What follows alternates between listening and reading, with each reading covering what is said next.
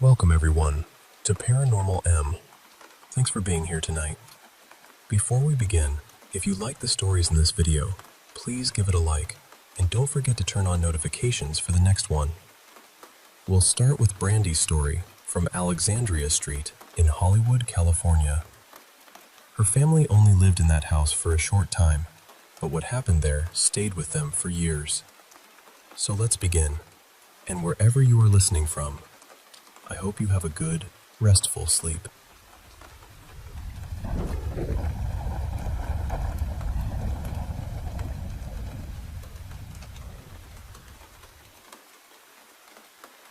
Hey there, I want to share a story that's been with me for a long time.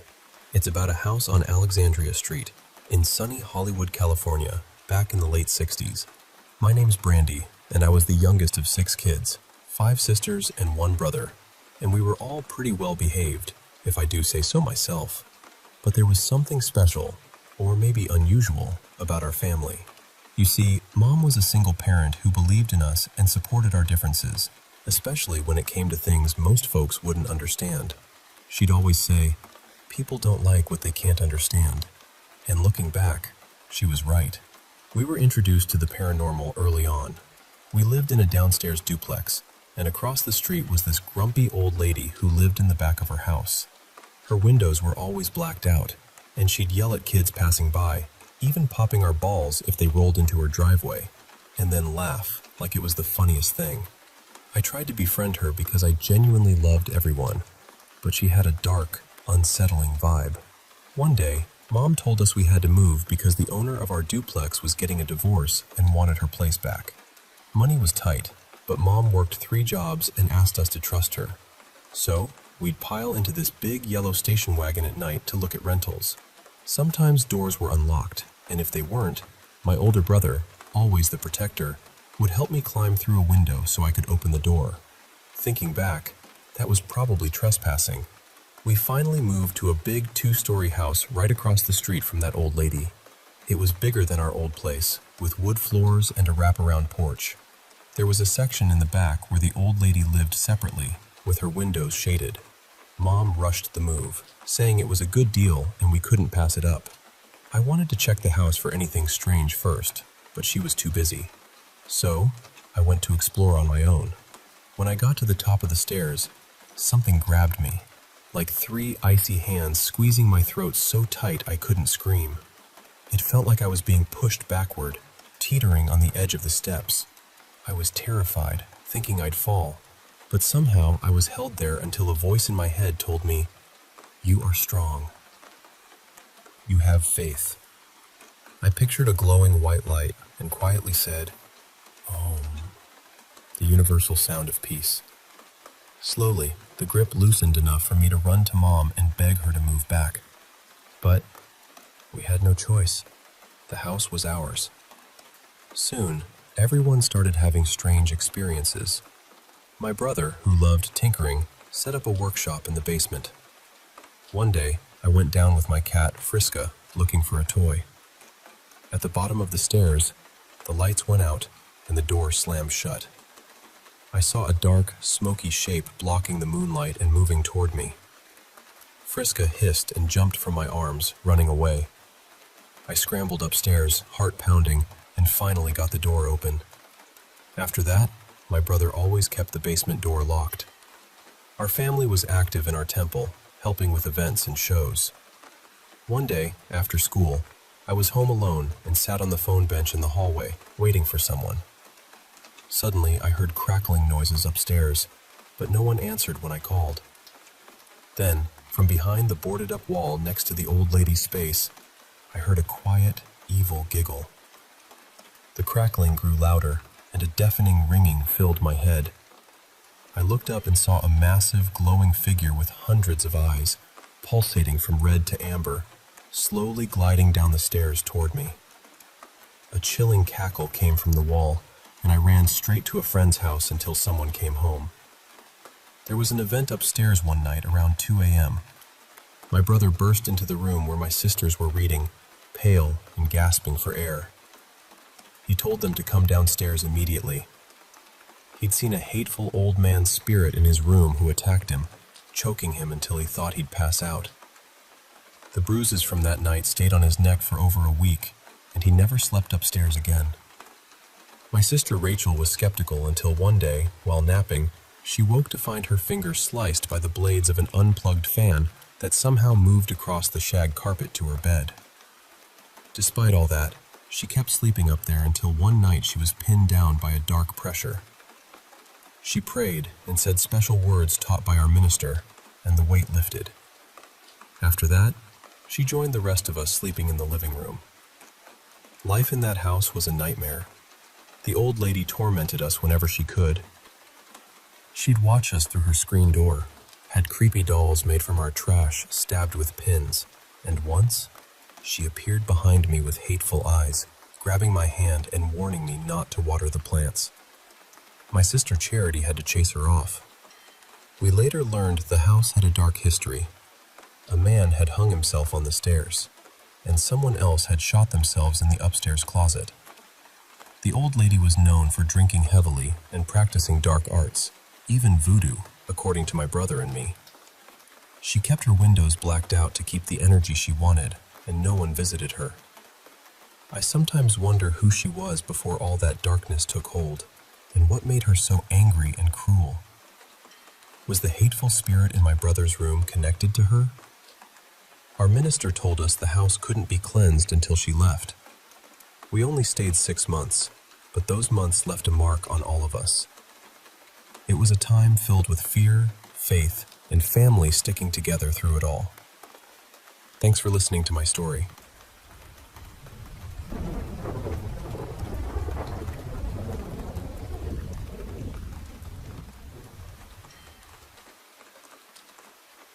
Hey, I want to share something that's been happening in our home.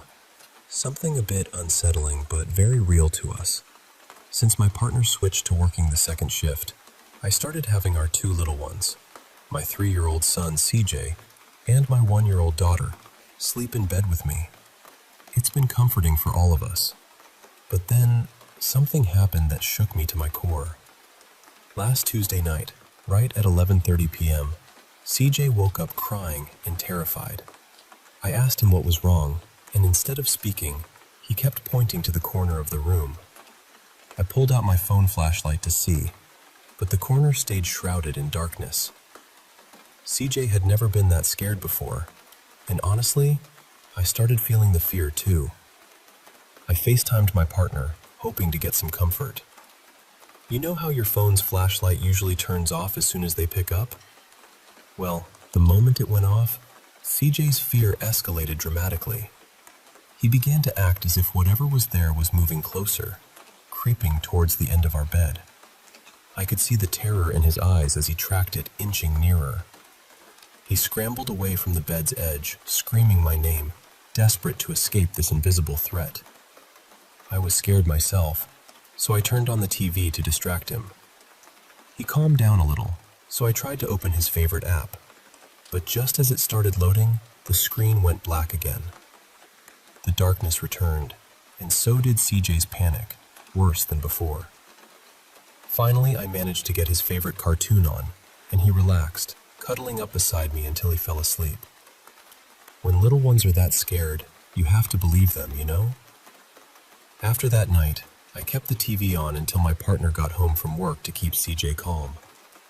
CJ sometimes wakes from night terrors and points to that corner, but this episode was different. It was worse than anything before. And here's the thing. That corner used to be where my daughter would smile and giggle, so it's strange that it's now the source of such fear for CJ. Since that night, almost every night at exactly 11:30 p.m., CJ wakes up crying, terrified of something at the end of our bed.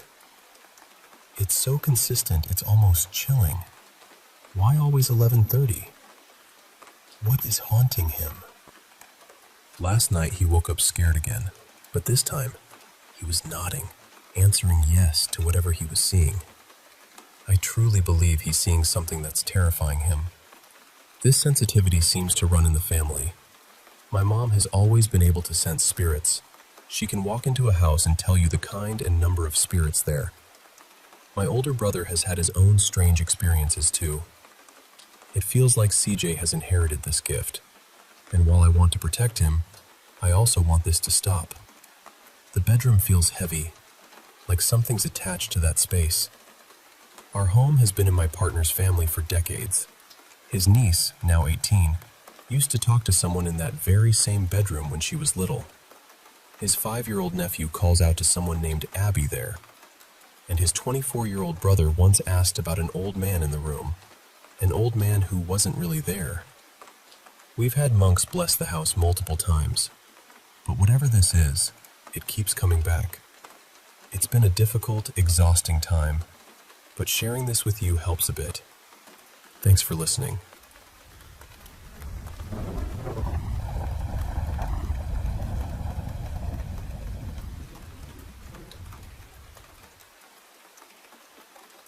I saw someone talking about their Ouija board experience recently, and it brought back something I've kept tucked away for a long time.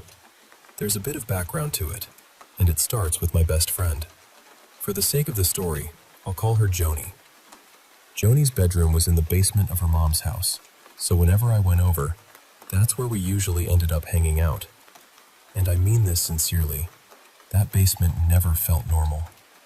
The moment you started walking down those stairs, the air changed. It got colder, heavier somehow. You'd feel chills crawl up your arms before you even reached the bottom, and there was always this awful feeling that something had already noticed you. Even now, I would not go down there by myself. Not for anything. Joni had told me things before. She said that sometimes, at the foot of her bed, she would see this tall, shadowy figure standing there. And when I say tall, I mean impossibly tall. Like its head disappeared right into the ceiling. She also said she had woken up more than once halfway pulled off the end of her bed, like something had grabbed her and tried to drag her. Her mom had the room saged. They used holy water. Someone blessed the space.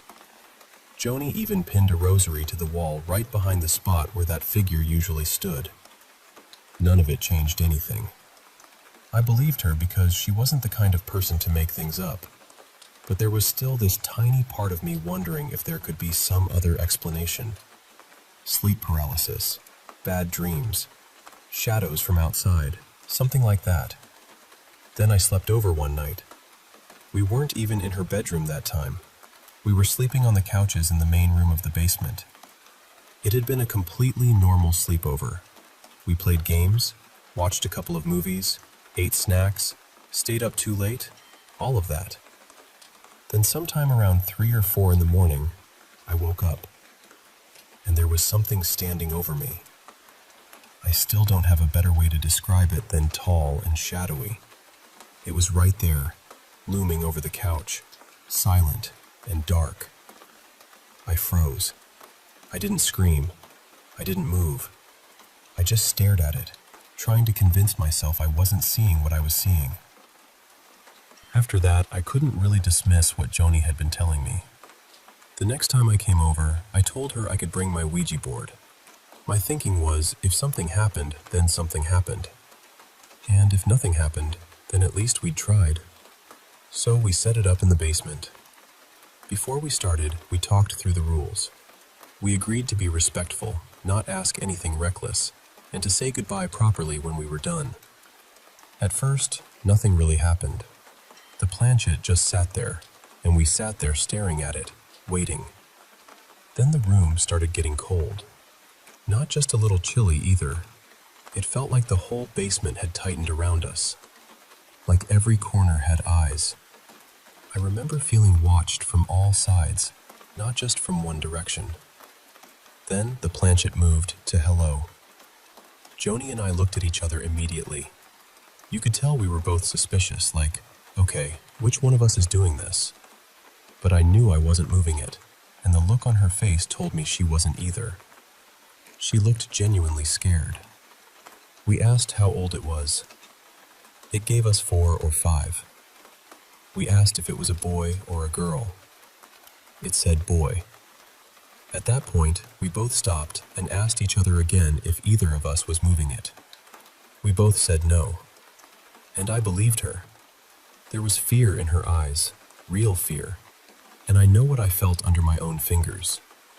I wasn't pushing anything. Then we asked its name. It spelled out Zico. We asked how it died. It spelled fire. After that, we tried asking simple things. Favorite color, favorite food, easy questions, the kind of things you'd ask a child if you were trying to be gentle. But it didn't seem interested in that at all. A lot of the words came through misspelled, strange, and broken. Then eventually, it just stopped answering altogether. The planchette went still. We thanked it, said goodbye, and ended the session. Afterward, Joni had the basement blessed again, but she was so shaken by the whole thing that, to this day, she will not touch a Ouija board, not even as a joke. Later on, we started looking into what had happened, and that made it worse. We read that spirits using names with the letter Z, presenting themselves as children, and spelling things incorrectly can show up in stories involving darker entities.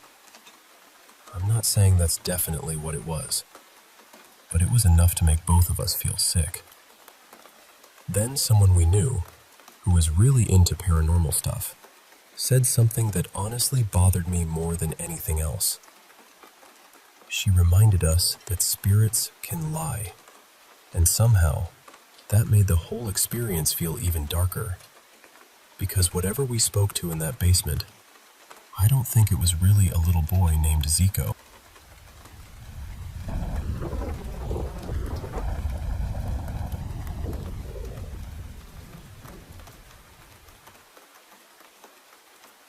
I want to tell you about something that happened to me when I was a kid, and honestly, even now, I still don't know exactly what to make of it. My great-grandparents on my mom's side had this beautiful old family property tucked up in the mountains of West Virginia. And when I say mountains, I really mean it. West Virginia sits right in the Appalachian Mountains, so everything there feels raised up, quiet, and old, in a way that gets under your skin. The land had been in my family for generations. There was the main house where my great-grandparents lived, and then 2 trailers on the property that family used whenever people came to stay. There were also a couple of sheds, a garden, and a long slope leading up toward the main house. When I was about 8 years old, my mom drove me, my younger sister, and my grandma out there for a visit.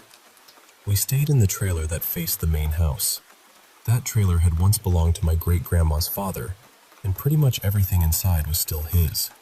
The furniture, the layout, the whole feeling of the place had barely changed. After he passed away, the trailer was moved onto the family property. He had been a coal miner, a simple man from what I was always told.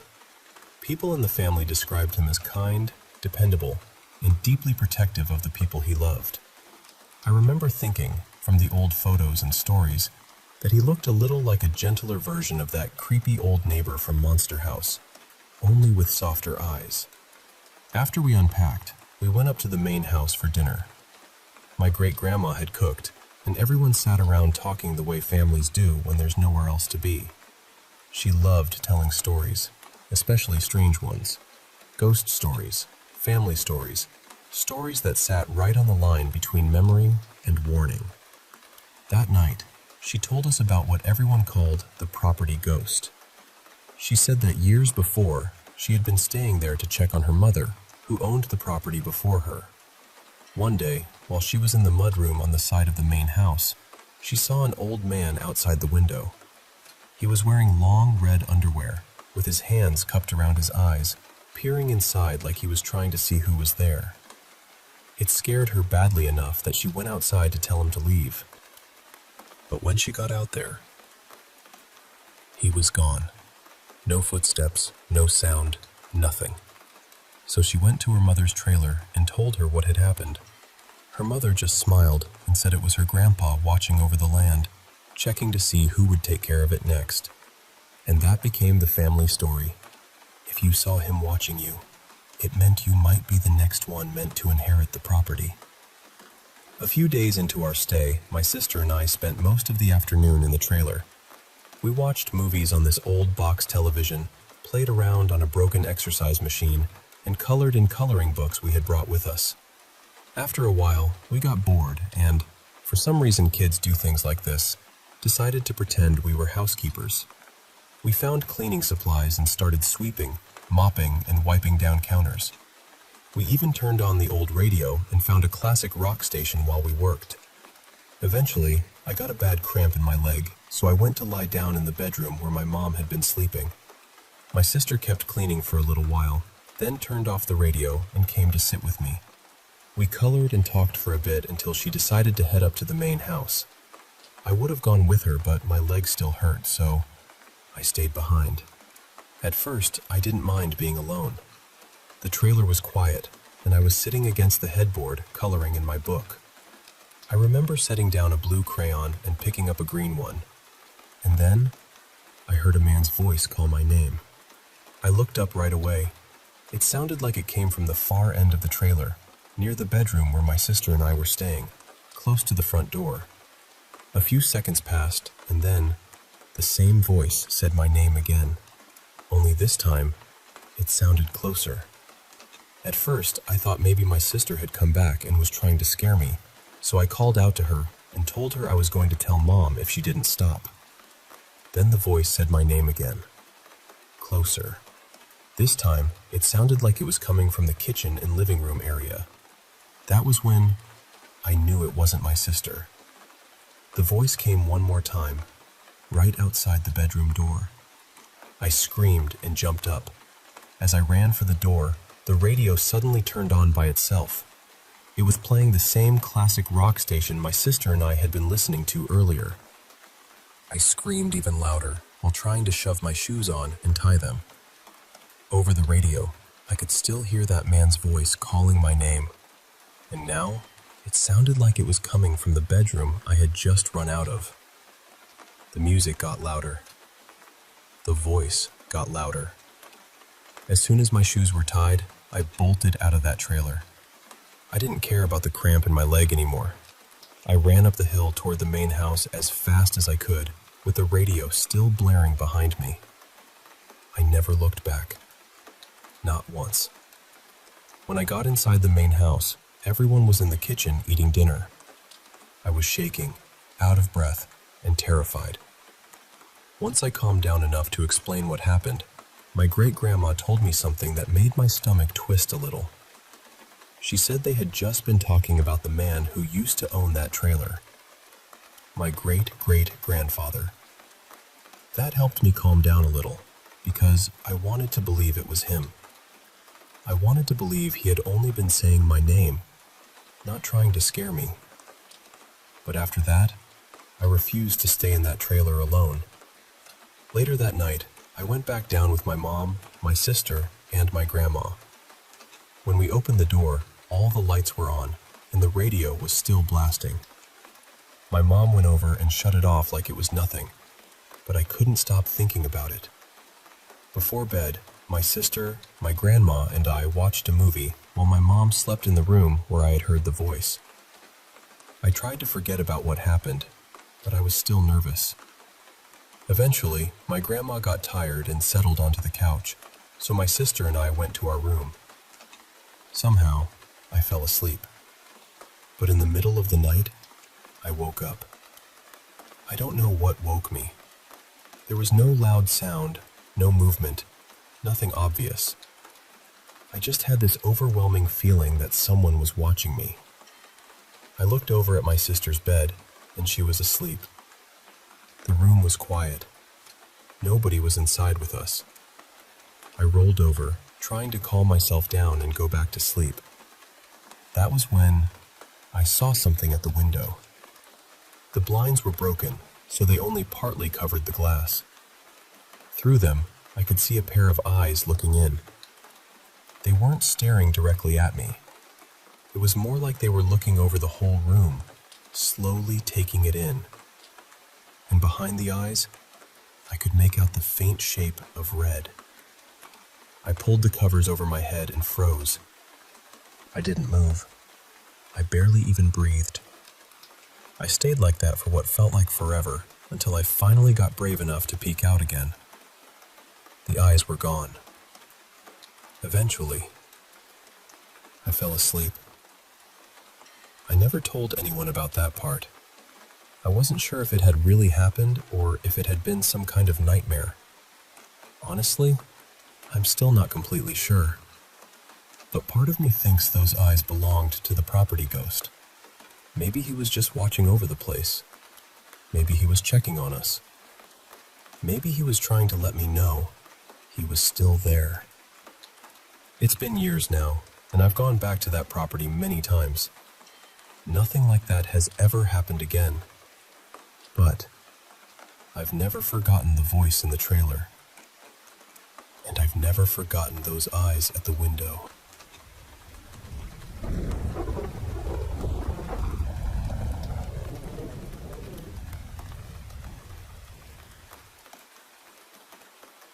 Hey there. I want to share some experiences that have really stuck with me over the years. They're about things most people don't see, but sometimes, if you're lucky or unlucky, you might just catch a glimpse. In my culture, we call these beings jinn, kind of like ghosts, but not quite. They aren't spirits of the dead. They're something else entirely. What's fascinating is that children and animals can sometimes sense them when they choose to reveal themselves. They can even shapeshift or mimic voices, and sometimes they visit us in dreams, often as nightmares. The first time I encountered one was when I was about 4, with my older brother Sammy, who was 6 then. We lived in this small house, and one night, while lying in bed with our mom, we heard this eerie scraping noise. We looked up and saw 3 scratch marks slowly appearing on the ceiling, as if made by claws. Mom held us close, and the sound stopped after a few seconds. You might think it was something outside, maybe the roof, but our house was built with thick concrete. The marks seemed to form inside the ceiling itself. The next day, when Mom told Dad, he shared that he'd woken up a few nights earlier feeling uneasy. He'd seen a small, shadowy figure dart out of the room quickly, almost floating. For months after, I'd wake up to those marks every morning.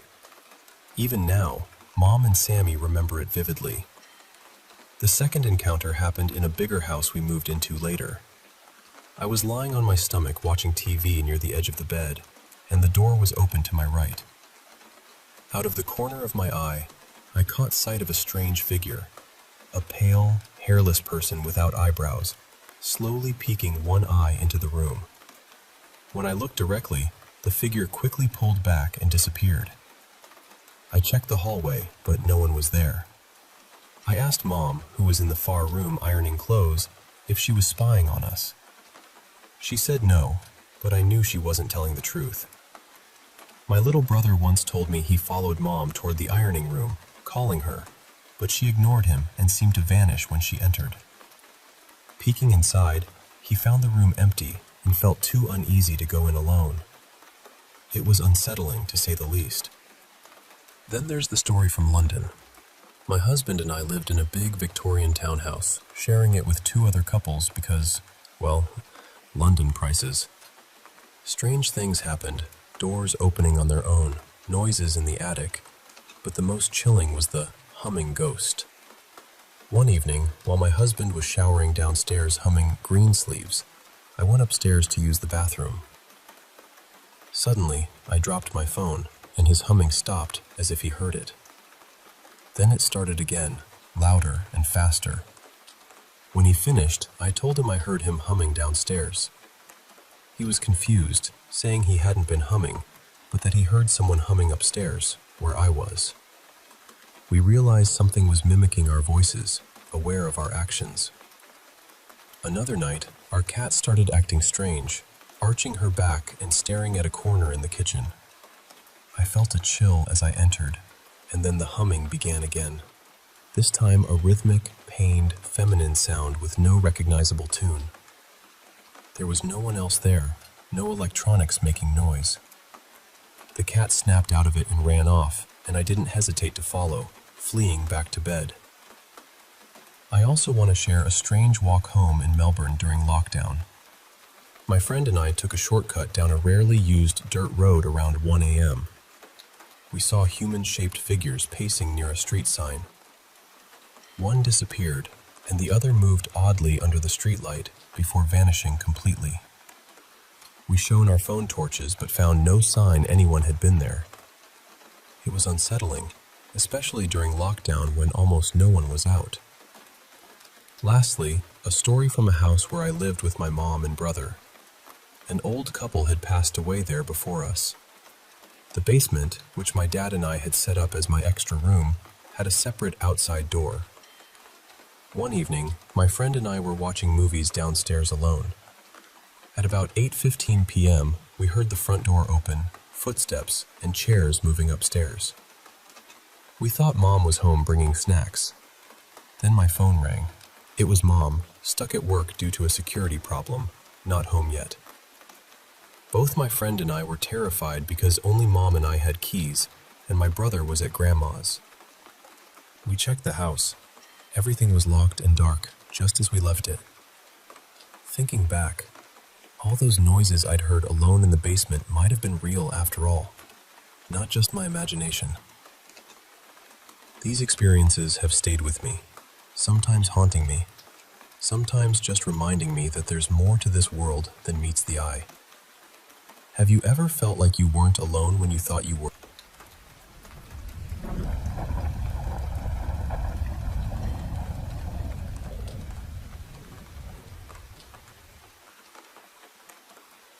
Hey there, I want to share a pretty wild story that happened back in 2018 when I was living in a small house with my mom, my younger brother, and our pets. Now, this wasn't just any house. It was one that my older sister, who has this unique ability to see and feel spirits, said was home to 4 very distinct spirits. There was a little boy spirit, probably around 7 or 8 years old, a woman who appeared to my sister in a very vulnerable state, like she died suddenly while changing clothes, a playful young man who liked to pull pranks, and then a dark, hard-to-read presence that gave everyone the creeps. Okay, so here's where things get strange. We had a super energetic yellow lab named Max. Max had terrible separation anxiety, so whenever I had to leave the house, I'd lock my bedroom door to keep him out because I didn't want him messing with some personal stuff I had. I'd leave him in the living room or hallway just outside my room, and to confuse him a bit, I'd sneak out through my window instead of the front door. Weird, I know, but it helped keep him calm. One day, I went out for a few hours. When I came back, the front door was locked, so I climbed back in through my window like usual, but I noticed right away that my curtains had been pulled aside, like someone had been looking in or out. I stepped into my room and, honestly, I was shocked. The whole place was a mess. Posters and records ripped off the walls, curtains torn down, my glass pieces and bongs tipped over but somehow not broken. And Max? He was just sitting quietly in the middle of the chaos, looking completely calm. I was baffled because Max was normally this bundle of energy who couldn't stay still, and he definitely wouldn't just sit there in such a wrecked room. Plus, my bedroom door had been locked before I left, yet it was unlocked when I came back. There were no signs of doggy destruction like bite marks or paw prints anywhere. I thought maybe my brother had let Max in to mess with me, but my brother wasn't home that day and swore he had nothing to do with it. When I told my family what happened, they thought it was probably one of our friends. That's what we called the spirits living in the house, playing some kind of prank or just making their presence felt. It was like they were blaming Max for the chaos, but I knew deep down it wasn't him. That night was the most intense experience I had in that room. After that, we decided to bless the house, and eventually, we moved out. My sister ended up moving in with her family and took over that very room. Even now, years later, I'm still trying to figure out which spirit was behind that strange night. It's a story that stuck with me, and I thought you might appreciate hearing it.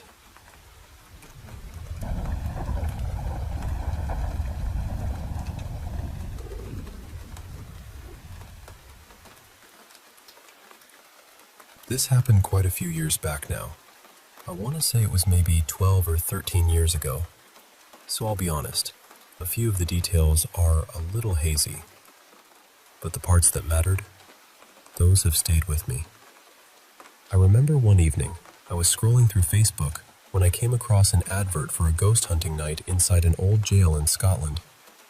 It was only a few hours away from where I lived, and I'd always been curious about that sort of thing, so I thought, why not? I booked myself a place. The event was in Jedburgh, down in the Scottish borders, not too far from England. I hadn't heard of the group running it before, so I did a bit of digging first. Their reviews were good, and people seemed to say their events weren't staged or overdone. Supposedly, what happened on the night was just what happened. That made me feel a bit better about going. So on the night itself, I set off around 5:30, thinking I'd have more than enough time to get there before the investigation started at 9. The drive down was beautiful, all those winding roads and darkening hills, proper Scottish countryside. But, true to form, I still managed to arrive late. I blamed the sat-nav, naturally. When I pulled up, the jail looked grim right away. Big, dark, and heavy-looking, like it had been waiting there for years with its teeth clenched. It was Jedburgh Jail, and it had a pretty brutal history behind it. I'm sure it's been featured on a few paranormal TV shows as well, though I take most of those with a very large pinch of salt. Maybe a whole salt cellar. Everyone else had already parked by the time I arrived, so yes, I was the last one there. Typical. One of the team members came out to meet me and took me inside. I had to sign a book first, which was apparently required by the people who owned the building. After that, I was led through to the main hall where everyone else was waiting. There were more people than I expected. They'd come from different parts of the UK, which surprised me. I think there were maybe 7 or 8 members of the ghost hunting team, plus a psychic. I don't really believe in psychics, if I'm honest, but I decided to keep an open mind for the night. Before we started, they explained that we'd be split into 3 groups so we could cover different parts of the jail. Then the psychic said he wanted to do a blessing for protection before we began. He said anyone who didn't want to take part could step outside and wait until it was over. So I stepped outside. I didn't really want any part of it. Whether that was sensible or not, I still wonder about it sometimes. There was a table in the middle of the hall covered in equipment we could use during the investigation. EMF meters, torches, dowsing rods, radios, things like that. After the introduction, my group headed into the male wing of the jail. That part of the building was meant to be one of the most active areas. We climbed a set of stairs that didn't exactly inspire confidence. They looked old, worn, and not particularly safe. When we reached the top, we entered the male wing, and the atmosphere changed straight away. It was dark, neglected, and cold in that way old buildings can be. There were rows of cells, each with these big, heavy iron doors. The first thing we did was a Ouija board session in one of the cells. I can't remember the number of the cell now, but I volunteered to help, along with a woman in our group called Leah. We sat there and started calling out, asking if anyone was with us. Very original, I know, but honestly, nothing happened. The glass didn't move. Nobody felt anything. No knocks, no whispers, no sudden dramatic moment. It was just quiet. Eventually, we stopped because there didn't seem to be any point carrying on. One of the team members said he'd been doing ghost hunts for years and admitted that, most of the time, not much actually happened. He said he had seen a few things over the years that kept him interested, but he wouldn't tell us what they were. I remember thinking the money probably helped too. Since our group was the first in the male wing, we were told we could go into the cells and investigate on our own if we wanted. I went into one of them with what I think was an EMF meter. I switched it on, walked around a bit, and got absolutely nothing. Not even a flicker. To be fair, I had no idea if I was using it properly, so I might not have been the best investigator in the world. We spent about an hour in that wing, and nothing happened. No footsteps, no bangs, no voices, nothing. Eventually, we left so another group could have a turn. We went back to the main hall, where the psychic was using dowsing rods. He asked for a volunteer, and a woman went up to help him. He explained how they were supposed to work, but I wasn't convinced. They just looked too easy to influence, even without meaning to. After a while, the rods did move in her hands, and I'll admit it was interesting to watch, but I still wasn't sold. During that session, the psychic suddenly asked if anyone could smell something sweet, like perfume, in the room. Quite a few people said they could. I couldn't smell anything, but my sense of smell is terrible, so I couldn't really say either way. Maybe it was something strange. Maybe it was suggestion. I honestly don't know. After that, we had a break. There was food and juice laid out, and I remember sitting there feeling disappointed. Up to that point, it had been a bit flat. I'd driven all that way, and nothing had really happened. But the night wasn't finished with me yet. After the break, we headed into the women's wing. Another group was already there, so we joined up with them. At one point, I asked if I could be locked inside one of the cells on my own for about 10 minutes. They agreed. So there I was, locked in this old cell, in total darkness. I couldn't see a thing. I used my torch just enough to make sure I wasn't going to trip over anything. Then I turned on one of the devices they'd given me. It scanned radio frequencies, the kind of thing people use to pick up voices during investigations. At first, there was nothing, just dead air. I switched it off and sat there quietly for a few minutes. Then I turned it back on. This time, a voice came through. I couldn't make out what it said. I wouldn't even pretend I could.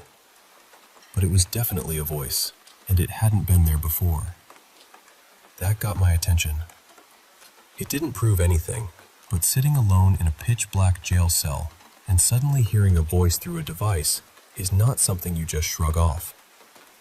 When my time was up, they let me out, and I found the rest of the group crowded around another cell. I could hear shouting, excitement, even a bit of screaming from inside. I couldn't get in because there were too many people already packed in there. Apparently, there was a table inside the cell, and it had started moving while the group was around it. I didn't see it myself, which is a shame. I only heard the reaction.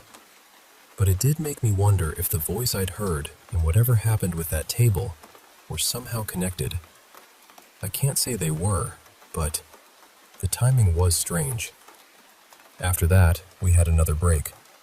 People were buzzing, but some were genuinely shaken. A few were so scared they actually left the jail altogether. You could feel the mood had changed. Earlier, people had been joking and laughing. Now everyone was speaking a bit quieter. For the final hour, we were told we could go wherever we wanted in the building. I decided to go back to the male wing with my group.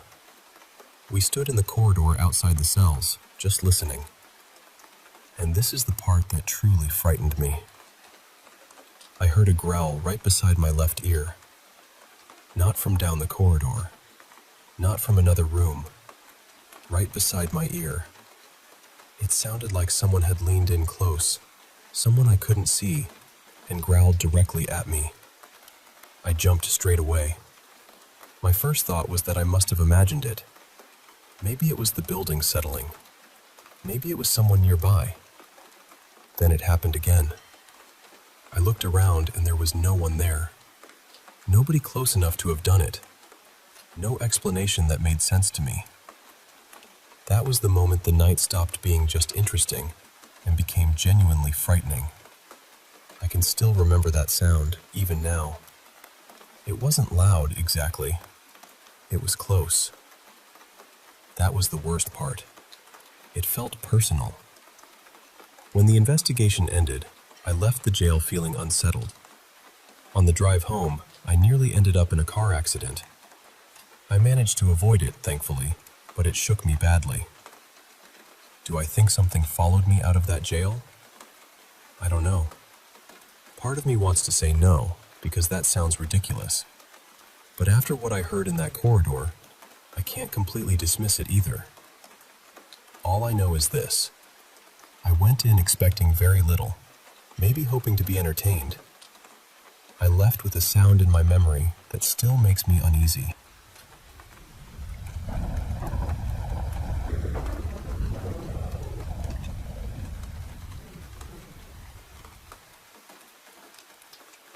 I was in my 20s, working in hotel management at a small boutique hotel in Buenos Aires. Around that time, one of our guests asked if we knew anyone who could read tarot cards. My manager ended up finding someone through a friend of a friend. This was late 2007. My best friend Leah and I were both working at the hotel, and the whole thing caught our curiosity. So we arranged for the woman to come to my apartment about a month later, in mid-January, while my parents were out. Leah went first. Then it was my turn. I sat down with a pretty clear mind. I wasn't expecting anything dramatic, honestly. It wasn't my first time trying tarot, but the first time had been with a friend who was mostly practicing. I still sometimes wonder if I should have listened more carefully to what I was told back then, but that's another story. The woman's name was Rosaria. She started by asking questions, checking little details, and looking over our birth charts, which she had prepared beforehand. Everything felt normal enough until she saw the cards I had chosen. Then she gasped. I raised an eyebrow. She looked at me and said, "Death is all around you." I'll be honest, I kind of laughed. Not loudly, but enough for her to know I wasn't exactly buying it. She asked if anyone in my family was ill. I said yes. My grandfather wasn't doing well, and in a sad way, we were already half expecting that phone call. She nodded, but then said she could see several deaths in the family. Again, I raised an eyebrow. This was a Monday afternoon in late January. By Wednesday, I had mostly forgotten about it. Then Friday came. My great-aunt, my grandfather's eldest sister, passed away. Nobody had expected it. She was 93, yes, but she had been in decent health for her age, so it still caught everyone off guard. The next week, I found out that one of my mother's cousins had died. She had been dealing with health problems for a while, and we weren't especially close, but still, it was another death in the family. Then, by the third week, my grandfather passed too. By mid-February, it honestly felt like relatives were just falling one after another. After that, I told myself I would take tarot seriously. Part of me wishes I had kept that promise in a healthier way. There were times later when I used it like a life raft, and I'm not exactly proud of that. A few months later, in early November, just weeks before my birthday, I was in a very different kind of emotional mess. I'm gay, and my first real relationship had just ended after I found out I was being cheated on. Coming out hadn't made things easier with my parents either. Work gave me some stability, especially because I was finally doing something I liked, but deep down, I just wanted to fall in love again. So I called Rosaria. I asked her about love. Her answer shocked me and amused me at the same time. She said, "Well, you're not going to stay single for long." I asked, "Really? How?" She paused and said, "It's not completely clear." I said, "I don't follow." Then she said, "It says you already know of this person." I remember saying, "What?" She said, "Yes, you know about him. You're aware of him somehow, but you haven't actually met." I just sat there like, okay. Then she added, "You're going to meet him either 1 week before your birthday or 1 week after it." I know that probably doesn't make sense right now. And no, it really didn't. Here's where it gets strange. A friend of mine had a birthday 2 days before mine, and that year he sent the invitation by email. Very 2007. He also forgot to hide everyone's addresses, which I was not thrilled about, because I didn't love the idea of random people having my contact information. These were still the MSN Messenger days, so naturally, a couple of days later, someone added me. I didn't recognize the email address, but I accepted anyway. I probably didn't make the best first impression, because I sent him a very dry message that said, Do I know you? This happened just days before my 24th birthday. About a week later, he finally came online. We started talking. He wasn't exactly delighted by my first message, which, fair enough. But as we kept chatting, he mentioned a few things that started ringing bells in my head. At one point I asked, "Are you Buddhist or something like that?" He said, "I'm Hinduist. How do you know that?" Then I asked, "And you used to play piano, or maybe you still do?" He answered, "Yes. Again, how do you know that?" That was when it clicked. I said, "I can't believe this. Are you Nico's ex?" He absolutely panicked. He wrote something like, "Who are you? How do you know that? Please explain." The problem was, I was at work. I had just gotten my food, and I only had a few minutes to eat before going back to my shift. I worked from 3 in the afternoon until midnight at the hotel then. So I told him, "Please wait. My food just arrived and I have only a few minutes to eat before I need to keep working. If you're not here when I come back, I promise I'll send you an email explaining everything." He said, Okay, go." Now, to explain properly, I have to go back to June of that same year. I had met his ex-boyfriend, Nico. We didn't click at all. I found him kind of obnoxious, honestly. But he talked a lot about his ex. A lot. And the more he talked about him, the more I kept thinking, his ex actually sounds really interesting. If only I could get his contact information, at least I'd get something good out of this. But I never asked. Still, some part of me remembered. So after my food break, I came back. We kept talking. Eventually, we met in person, and we dated for 2 years. So when I think back on what Rosaria said, it still gives me chills.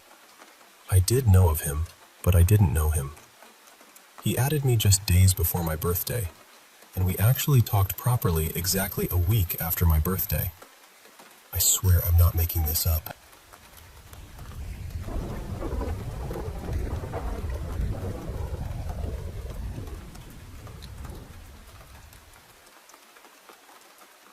I need to tell you about something that happened to me a few years back when I was working as an electrician in India.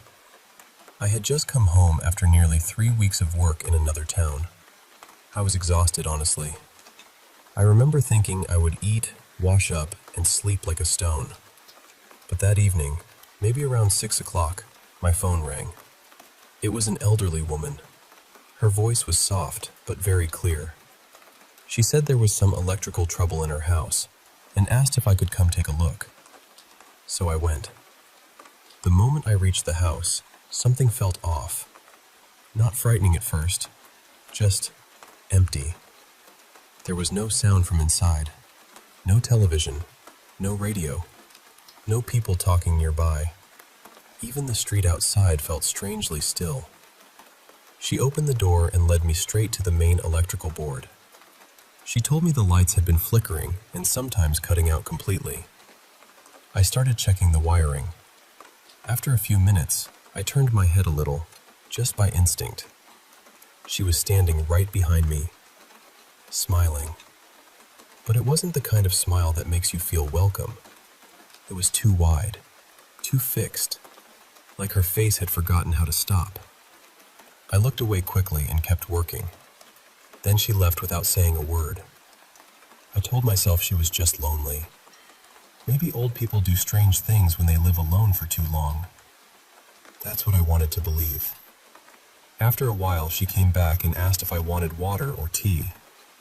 I said tea. When she returned with it, she sat nearby and started talking about her son. She said he lived in Canada and called her often on the landline. She said sometimes they talked for hours. But while she was speaking, her face was turned away from me the whole time. And her voice, I don't know how to explain this properly. It didn't feel like it was coming from her mouth. It felt like it was coming from somewhere else in the room. I didn't say anything. I just drank the tea, put the cup down, and went back to work. By then, the evening had become night. I was still trying to find the fault. Around 9:30, The whole house suddenly went dark. I used my torch and kept checking the main box. That's when I heard whispering from inside the electrical board.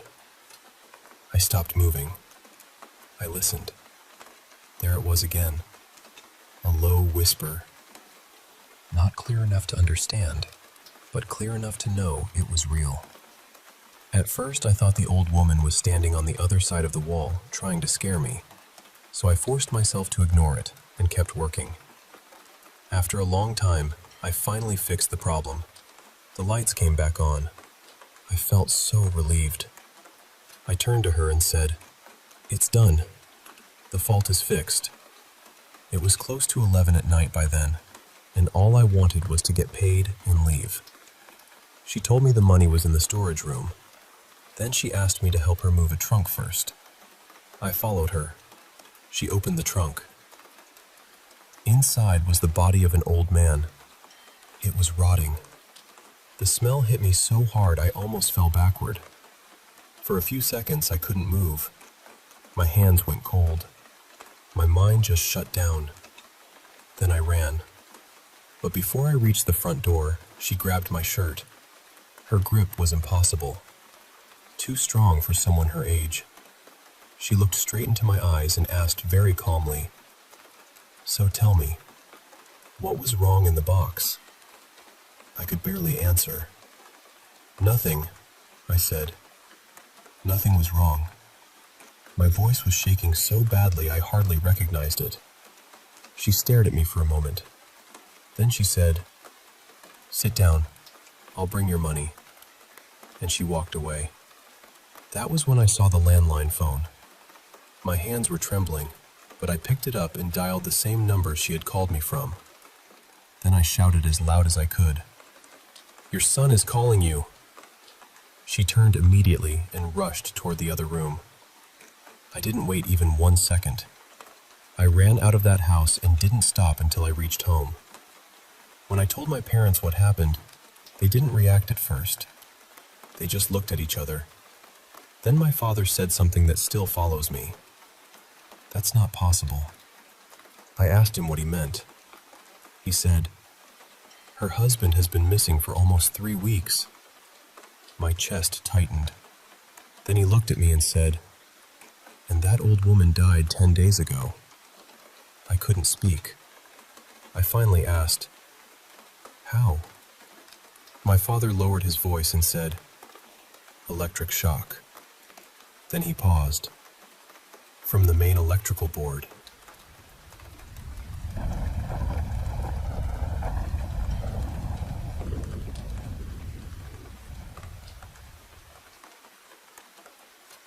Hey there. I want to share a little story from my childhood. Something that's been witnessed not just by me, but by a couple of others in my family.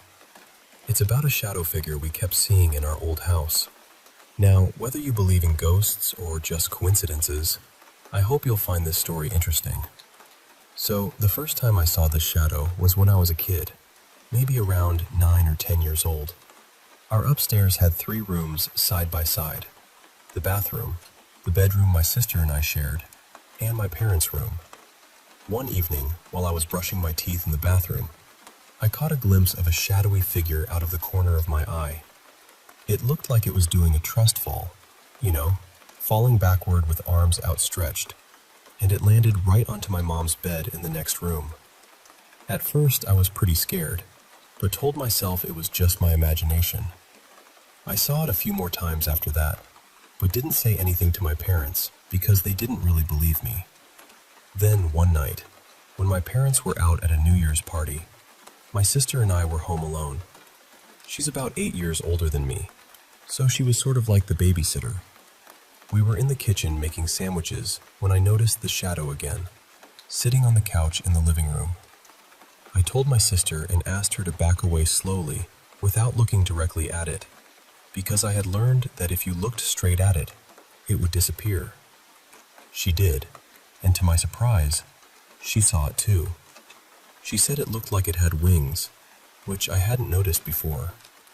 It was kind of exciting and frightening all at once, to finally have someone else see it with me.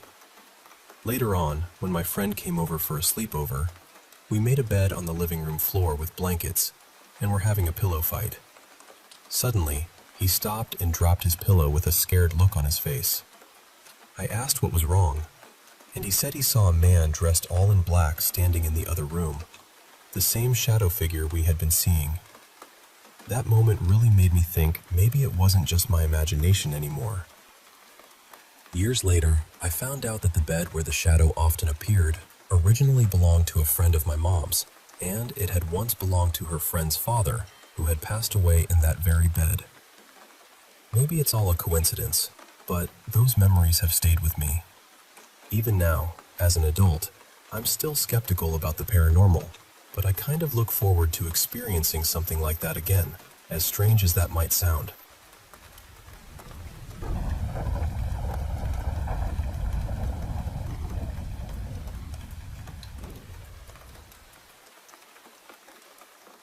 I still think about this almost every night. This happened about 2 months ago, on Easter morning, right around 3 a.m. And honestly, even talking about it now gives me chills. At the time, I was living with my mom and stepdad. They're both really careful about security. I mean, almost overly careful. We have motion cameras around the house, multiple locks on every door, those metal security bars that wedge under the handles, the whole setup. So the house always felt safe, locked down, quiet. My bedroom is down in the basement, and my mom and stepdad usually go to bed pretty early, around 10:30. That night, I was still awake playing League of Legends with some friends. I'd been on since around midnight, and nothing felt strange at all. It was just a normal late-night gaming session. Then, right around 3 a.m., I heard 3 loud knocks on my bedroom door. Clear knocks. Not random creaking, not pipes, not the house settling. 3 deliberate knocks. Then, silence. At first, I thought it had to be my mom or my stepdad coming downstairs to tell me I was being too loud. I even thought I heard footsteps walking away afterward, so I didn't panic right away.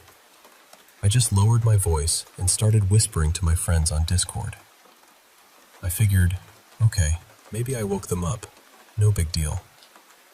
But about 15 minutes later, it happened again. 3 knocks. This time, I waited a few seconds, then opened the door. Nobody was there, just the dark basement family room staring back at me. I told myself maybe my stepdad had knocked and already gone back upstairs. I tried to brush it off, but it didn't really make sense. My mom and stepdad aren't the type to come downstairs in the middle of the night. If they ever need me to quiet down, they usually text me. They definitely don't creep down to the basement at 3 in the morning. So I went back to my game. Then it happened again. Maybe 12 minutes later. 3 more knocks. I opened the door immediately this time. Again, nothing. Just darkness. That's when I closed my bedroom door and locked it. And I'm not going to lie, I was terrified. My mom and stepdad are in their late 60s. They don't play pranks, and they definitely wouldn't do something like that in the middle of the night. My mind started racing. Maybe someone had gotten into the house somehow. Maybe it was a burglar. Maybe one of my friends had planned some insane prank. But the knocks kept happening. Every 10 to 15 minutes. Always 3 knocks. This went on for almost 2 hours. Then, around 5 a.m., it happened again, but this time it was different. There were 3 knocks. Then a pause. Maybe 20 seconds. Then another 3 knocks, but much faster and harder. More aggressive. It felt like whoever, or whatever, was on the other side really wanted me to open that door. By then, I was completely shaken. And the strangest part was that my friends on Discord heard it too. My microphone picked it up every time. At first, they thought I was messing with them, but after it kept happening, they started telling me to call my mom. I didn't want to wake her up. My stepdad gets really irritated if he's woken up, and I kept trying to convince myself that maybe there was some normal explanation. But eventually, I just couldn't take it anymore. I called my mom. When she answered, I asked her if she or my stepdad had been coming downstairs and knocking on my door. She said no. They had both been asleep the entire time. That was the moment my stomach dropped.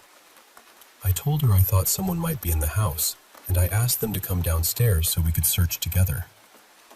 We checked every room, every corner, every possible place someone could hide. Nothing. No open doors, no broken windows, no sign that anyone had been inside.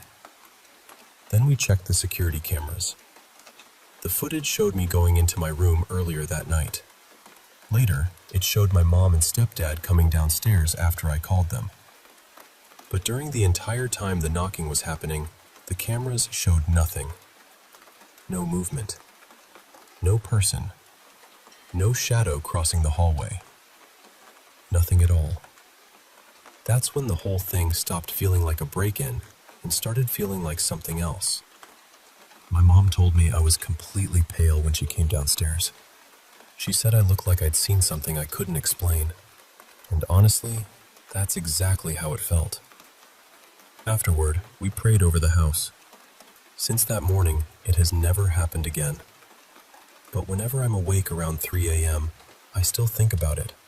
I still remember sitting there, listening for the next 3 knocks, wondering what was standing outside my door. The weird thing is, I never felt some overwhelming sense of evil. It didn't feel peaceful either, though. It just felt unknown, neutral, like something was there, but I couldn't understand what it wanted. To this day, I don't have an explanation. Part of me thinks it was a ghost. Part of me wonders if the pattern of 3 knocks means something, because it happened over and over again, always the same way. I've only had one other experience that felt truly otherworldly, but that one was completely different. It felt spiritual, loving, almost Christ-like. It was the most beautiful thing I've ever felt, and I still don't know how to describe it properly. But this was not like that. This was Easter morning, before sunrise, alone in a basement bedroom, listening to something knock on my door again and again. And I still don't know what was on the other side.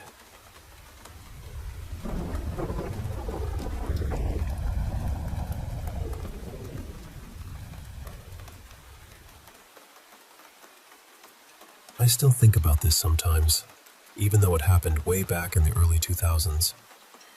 Before I get into it, I should probably say that my dreams are usually nonsense. They jump around, they don't follow any real story, and they almost never involve people I actually know. So this one stayed with me because it was completely different. At the time, I was working as an ICU nurse at a major hospital. We took care of some of the sickest patients in the region. People came to us in the worst possible condition, and unfortunately, we did lose patients. Septic shock, organ failure, massive complications. Death was part of the job, even though that never made it easy. One day, I got a new patient admitted to the unit. His name was Daniel. He was fairly young, probably in his 30s, and he had come in with a serious gastrointestinal bleed after what sounded like a rough holiday weekend of drinking and partying. When he arrived, he was already on a ventilator, but at first, that was mostly to protect his airway because of the bleeding. We honestly expected him to pull through. He didn't have family nearby, but he did have friends who cared about him and checked in. Still, things started going wrong in a way none of us really expected. His liver began to fail, and once that happened, the situation became almost impossible. A transplant wasn't an option for him. Eventually, his family, who lived out of state, agreed to stop aggressive treatment. I was working the night his condition took a sharp turn. He started bleeding heavily, and at that point, there was nothing left to do except make him comfortable. I was still a young nurse then. I was capable, and I understood the medicine, but I remember feeling so confused by how quickly everything had fallen apart. He died at the exact minute my shift ended, and the only people with him when he passed were us nurses. I had seen death before. I had learned how to put those feelings into a box so I could keep doing my job and not carry every loss home with me. But Daniel stayed with me. I kept thinking about him. I kept wondering whether his family had given up too soon, even though logically I knew his prognosis was terrible. I wondered why no one came to sit with him. Was there distance between them? Pain? Judgment? Were they estranged? I wondered if we had missed something, or if there was anything more we could have done. I was busy then, constantly working, traveling, juggling too much at once. Life kept moving, because it always does. But underneath all of it, that quiet ache stayed with me. Then, a few weeks after he died, I had the most vivid dream I have ever had. I remember the sensation of sitting up in bed, not just dreaming that I was sitting up, but feeling it. The dream began with me back in the ICU. The phone at the nurse's station rang, that old landline sound cutting through the room. I picked it up. It was Daniel. I remember saying, "How are you calling me? You passed away." And he answered so calmly. He said he had ways of doing it. I asked him a few things, but he didn't really linger there. He got straight to the point. He told me he knew I had been upset. He knew I had been carrying questions about him, and he had come specifically to reassure me. He told me very clearly that he was happy where he was. He said the way everything happened in the end was okay. Completely okay. There was no fear in him, no sadness, no blame. Just this steady, peaceful certainty. At the time, the only way I understood what he was describing was heaven. So I asked him, in my own way, if that was where he was. And he confirmed it. He said it was wonderful. The strangest part is that I had never actually spoken to him while he was alive. He had been unconscious the whole time I cared for him. I didn't know his voice. I didn't know his personality. But in the dream, he felt so real. Calm, gentle, mellow. Like someone who had no need to prove anything because he already knew he was safe. That dream was more vivid than any dream I had before or since. Even more vivid than a dream I once had about my grandmother after she passed. It didn't feel like my usual dreams at all. It felt almost like I was awake, sitting there, having an actual conversation with him. And after that, the distress I had been carrying was gone. I never had that same anguish about his death again. Not once. Maybe it was just my mind processing grief and guilt in the only way it knew how. Maybe my brain built a door so I could finally walk out of that room. But honestly, it didn't feel like that. It felt like a visit. And whatever it was, I hope it was. Because if it was truly Daniel, then I know he was at peace.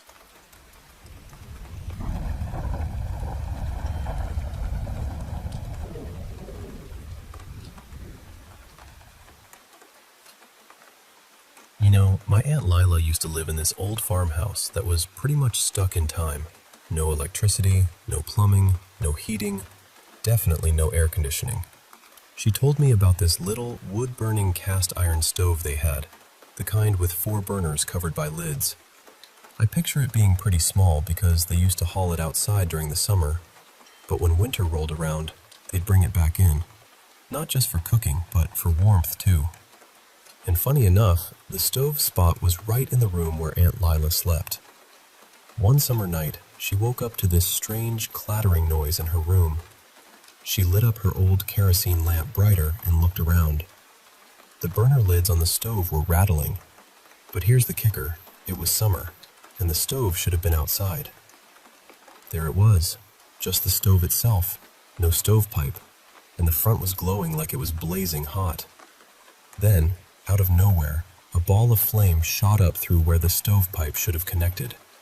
It floated up to the ceiling and swayed back down into the stove like it was dancing, trailing this smoky green glow behind it. Suddenly, the lamp sputtered and died, plunging the room into total darkness. No flame, no glow, no smoke, just the rattling noise. Aunt Lila quickly relit the lamp, and everything vanished back into place. The stove, the glow, the whole scene. Her mother had heard the noise and came in to check on her. As soon as the door opened, everything stopped. The stove disappeared, and the noise stopped. Her mom asked what all the racket was about, but Aunt Lila was too stunned to answer at first. Eventually, she told her everything. Her mother's face went cold, and she just said, "Ignore it, it can't hurt you," before leaving and closing the door behind her. Once the door slammed shut, the strange happenings started all over again. Aunt Lila blew out her lamp and shouted, "I am not afraid of you," before burying herself under her covers. That rattling went on for what felt like an hour before it finally quieted down. Now, on a different note, when I was a kid, I had this deep anxiety about sleep and windows. Probably because our neighbor, who struggled with alcoholism, used to peer into my bedroom window at night. So I could only sleep in rooms without windows or with blackout curtains. Because of that, I had a nightlight well into my early years. One day, my mom swapped out my old nightlight for this weird one that didn't have a regular bulb, but just glowed with this eerie bluish light. Honestly, I hated it. The shadows it cast were creepy, and I'd rather sleep in complete darkness than have it on. I even hid it so my mom wouldn't find it. One night, after Mom tucked me in and turned off the lights, I just turned over in bed when I noticed this blue glow on my headboard. I was annoyed, not scared, and got ready to yank that nightlight from the wall, assuming Mom had plugged it back in when I wasn't looking. But when I glanced over, the nightlight wasn't there. Instead, there was this floating ball of blue light, about the size of a softball, bobbing gently in the middle of my room. It looked like a tiny blue sun with a corona, but dim, like a phone screen. Up until then, everything was clear. I remembered Mom just left. I rolled over and then saw the glow. But right after that, my memories get all jumbled. The next thing I know, I'm screaming, face down in my pillow, completely terrified. Mom must have been right at the door because she came in looking half asleep with pillow lines on her face. She said I just had a bad dream, but honestly, I know it wasn't just a dream. I don't know what it was, but it stayed with me forever.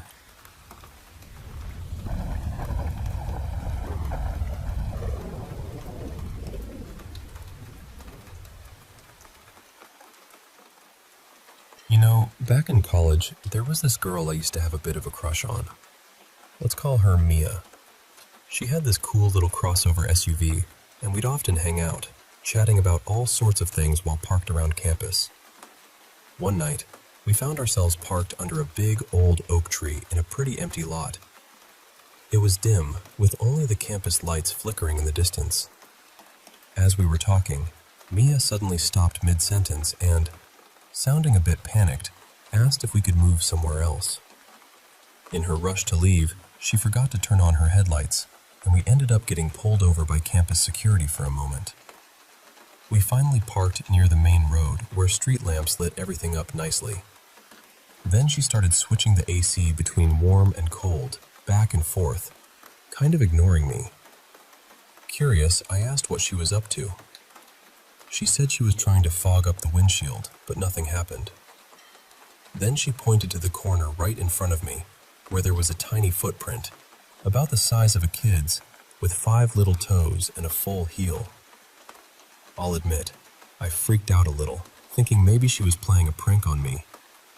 I tried wiping it off, but the footprint was on the outside of the glass. We were both spooked. When I asked if that was why she'd hurried off earlier, she said no.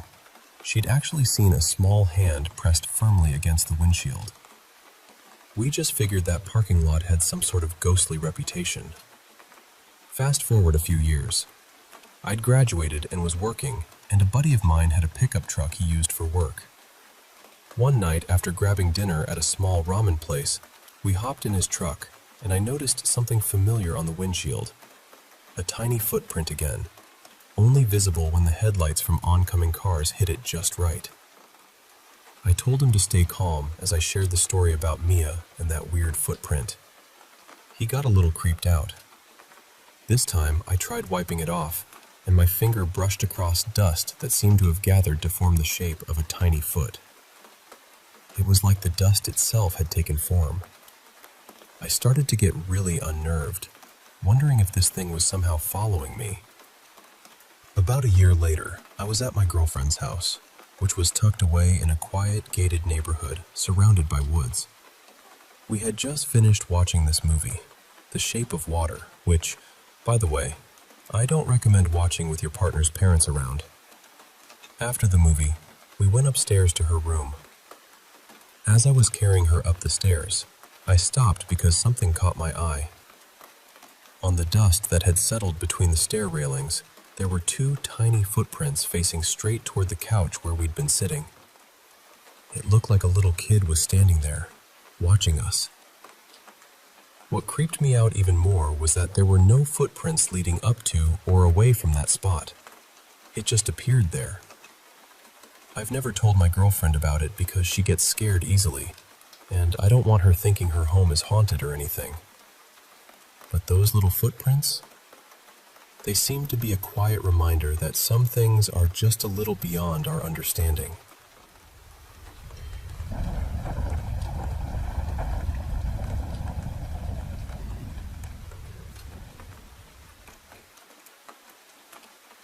Hey there. I want to share something that's been happening in my home lately, and honestly, it's been pretty unsettling. I'm Mia, and my boyfriend Liam and I live in his grandma's old house with our 3 big dogs. You know, those dogs that bark at just about everything? Yeah, them. It's a cozy spot, but the quiet country vibe has been shifting lately, especially with all the construction going on nearby. So, here's the thing. For about a month now, I've been hearing voices and noises that just don't seem to have a source. At first, I thought it was just me. Maybe being tired from working night shifts as a nurse, or Liam playing a prank. But it's gotten to a point where it's hard to ignore. One afternoon, while I was cleaning and blasting music, the dogs suddenly started barking at a guest room door. We barely use that room. It's more of a storage space for odd things. When I checked, there was nothing there. But then, I distinctly heard someone say, "Hey, friend." I froze, looked around, but the house was empty and all windows shut. I even messaged Liam to see if he was trying to talk through our dog camera, but it was unplugged. Then, just last night, Liam was out with friends, and while I was feeding the dogs and taking out the trash, I heard a whistle followed by a "Hi." The dogs perked up and stared in the same direction. Feeling uneasy, I texted Liam, who told me to grab the dogs, head to our room, and get the shotgun ready until he got home. When he came back, he searched everywhere, but found nothing. There have been other little things, but these moments really shook me. I find myself retreating to our room, waiting for Liam, just trying to feel safe again. It's been a strange and scary experience, and I just wanted to share it with someone who might understand.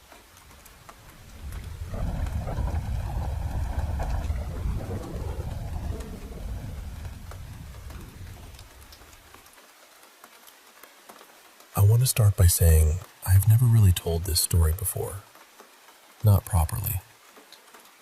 I've never written it out, never sat someone down and explained it. And honestly, part of me still doesn't like thinking about it too much. But this happened to me.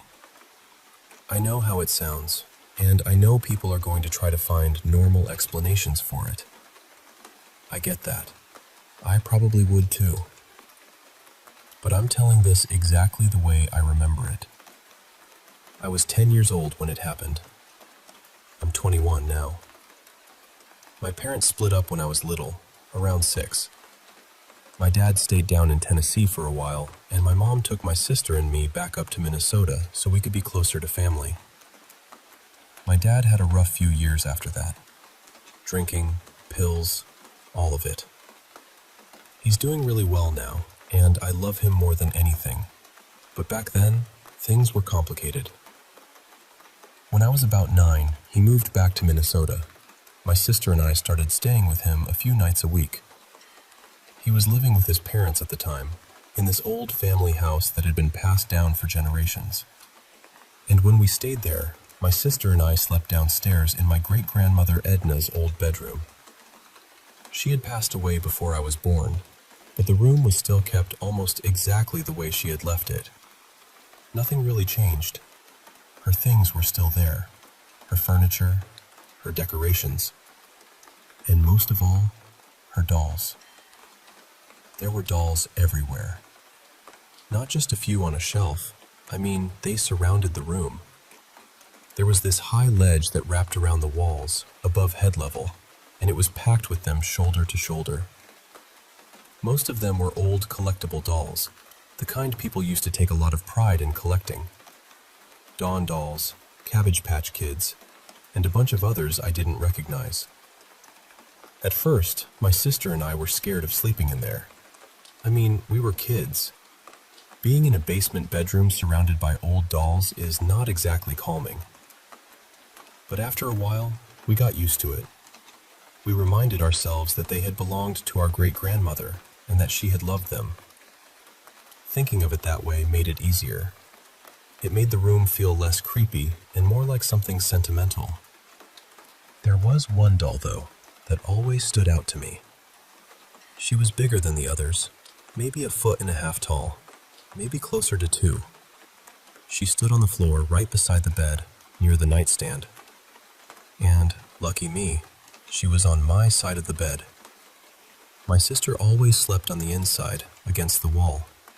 I slept on the outside, right beside the open space of the room. The doll was close enough that if I turned my head on the pillow, I knew she was there. She wore a white dress with little flowers on it.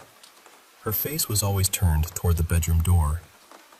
Not toward the bed, not toward me. Always toward the door. We slept in that room for months, and nothing strange happened. Not that I can remember. Eventually, it became normal. Until one night in the fall. If you've ever been in Minnesota in the fall, you know it already feels like winter is breathing down your neck. Everything is cold and gray, and the whole world feels quieter than it should. That day had been completely ordinary. My sister and I went to school, rode the bus to my dad's, played video games with him for a while, ate dinner, and went to bed. Nothing felt different at first, but I remember having trouble falling asleep. My sister and I were restless, tossing around, whispering about whether we should go wake up our dad and ask if he had anything to help us sleep. We decided not to. Eventually, I must have drifted off. Then I woke up in the middle of the night, and I was instantly awake. Not groggy, not half dreaming, fully awake. My heart was pounding, and I was sweating like crazy. I remember this horrible feeling in my body, like every nerve was warning me before my brain even understood why. Something was wrong. That's the only way I can explain it. Something in that room felt wrong. So I turned my head and looked around. And then I saw the doll. Her head was turned toward me, not slightly, not enough that I could tell myself I was imagining it. Her face was aimed directly at mine. That doll had always faced the door. Always. But now her head was turned all the way to the side, lined up with me perfectly, staring at me with this blank, dead expression. I can still picture it. That little floral dress. That still body. That face looking right at me in the dark. The strangest part is that I didn't scream. I didn't wake my sister. I didn't run upstairs. I was terrified, but it was like my fear froze into something quiet. After maybe 30 seconds, I got out of bed, picked the doll up, put her in the closet, shut the door, and went back to bed. I know that probably sounds impossible, but I think I was more afraid of scaring my sister than anything else. She was younger, and the idea of waking her up and telling her what I saw felt worse somehow. so I kept it to myself. And that was it. The doll stayed in the closet after that.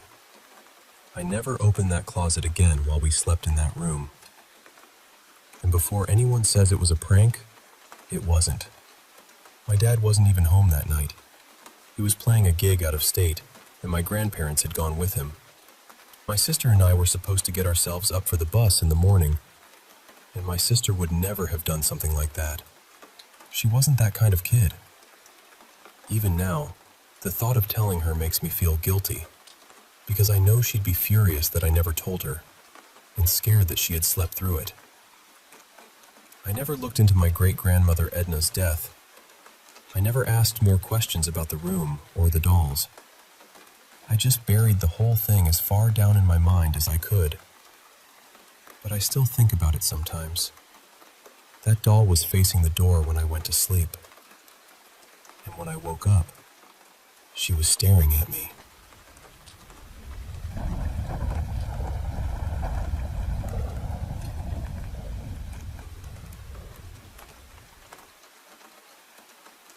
Hey, I want to share this really unusual experience my family and I had during a recent getaway. We stayed at this newly renovated lakeside inn just a bit north of Houston, Texas. Our room was pretty spacious, with a master bedroom for my wife and me, and a separate sitting area with a pull-out couch for our 2 kids.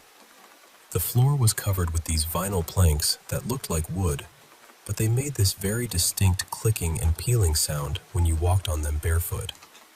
So, on the first night, I woke up super early, like 5:30 a.m., way before the sun was up. I heard what sounded like our kids whispering softly in the other room. At the same time, I heard what I thought were 2 pairs of feet quietly pacing near our bed. I braced myself, expecting some kind of playful prank. I sat up quickly, ready to catch them, but the room was pitch dark and completely empty. I could feel my heart racing, and then the whispering just stopped suddenly. I lay back down, still half asleep, and glanced at the alarm clock. Way too early for our kids, especially on vacation. So I got up to use the bathroom, and to my surprise, the kids were fast asleep. While I was in there, my mind started racing. I remembered that odd clicking sound from the floor and those whispering voices. Was I dreaming? Then this unsettling thought hit me. What if someone had actually gotten into our room? And what if they were still there? I opened the bathroom door and let some light spill into the bedroom, looking carefully around. Nothing seemed out of place, no signs anyone had broken in.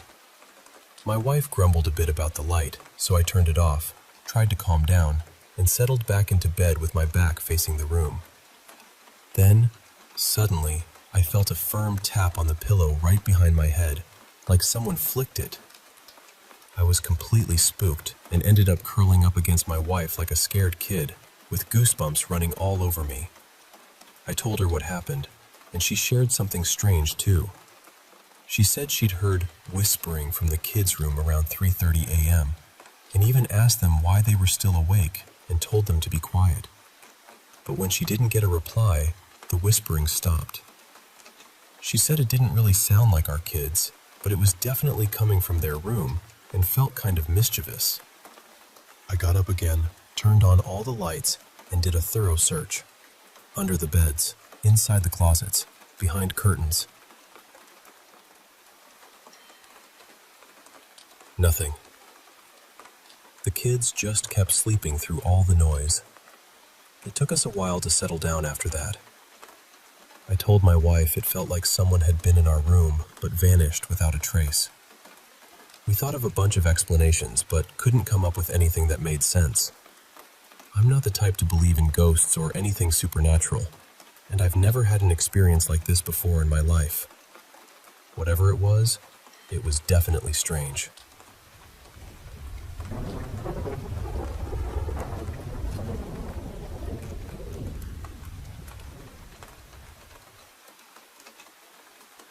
Hey there, I want to share a story from about 20 years ago when I was in my early 20s.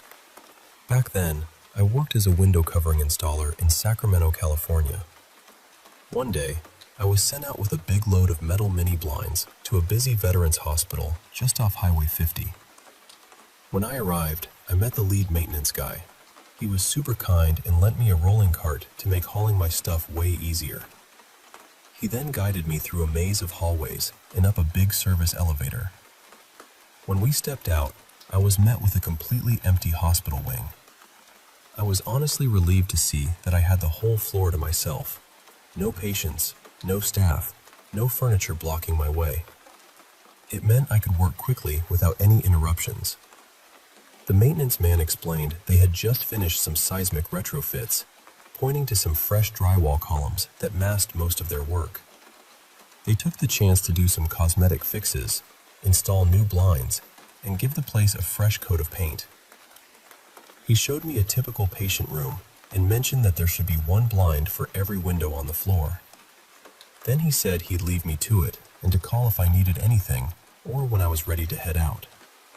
Just before he got on the elevator, he asked in this concerned, almost fatherly way, "You sure you're going to be all right up here?" I replied with my best confident young man's voice, "Absolutely." After a friendly handshake, he left, and as the elevator doors closed, his question echoed in my mind. Standing there, I really took in my surroundings. I was in the middle of a long rectangular room. On my left, bright and airy patient rooms lined the perimeter. But to my right, the light quickly faded into a dense, black corridor shaped like a U. The corridor twisted back around to where I was standing. Despite the fresh paint, the place felt like it was stuck in the 1950s. There were those pea-green ceramic walls and matching asbestos floor tiles. That's when it hit me. This place was seriously creepy. But I had a job to do, so I got to work. First, I walked the whole perimeter to get a lay of the land, peeking into each room as I went. When I reached the dark hallway, my courage started to waver. With no light, I figured there probably weren't any windows there to cover, but I pushed on to be thorough. As I stepped into the darkness, it felt like someone zipped an electric current through me. I'd never felt energy like that before or since, and it made me pick up my pace. On both sides of the corridor were pitch-black rooms. After peering into one, I decided not to explore any further. I was pretty sure I didn't want to encounter whatever was lurking in there. I ended up running back to the main hall as fast as I could. Luckily, only one room in that dark corridor had a window needing a blind. While working there, I felt like 1,000 eyes were on me, so I kept my gaze fixed on the doorway until I finished. For the rest of the time on that floor, I stayed on edge. The further I got from the dark corridor, the more relaxed I felt, but I kept hearing footsteps, bangs, knocks, the sound of a bucket sliding across the floor, muffled voices, and even an old-school intercom crackling like something from a vintage movie. And I'm telling you, I was 100% sure these sounds were coming from right there on that empty wing. Every time I heard something, I'd peek out into the hall or call out, "Hello?" in what I'm sure was a shaky voice. Halfway through, I finally stopped reacting to the noises, until I heard, "Hey, Cale!" That was the maintenance man, and man, was I relieved to see him. He asked how things were going and if anything weird had happened. Not wanting to sound crazy, I hesitated, but then mentioned some of the noises. He just laughed and said, "No joke, this place is haunted as heck.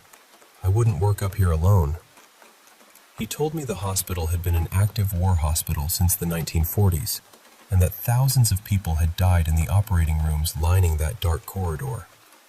He also mentioned that an electrician had quit earlier that week after something had run up behind him and growled. We shared a few laughs to break the tension, and then he left me to finish up. The rest of the day was surprisingly quiet, and I started to feel more at ease. But I remember feeling so relieved to leave that place when it was all done, and completely wiped out, crashing early that night.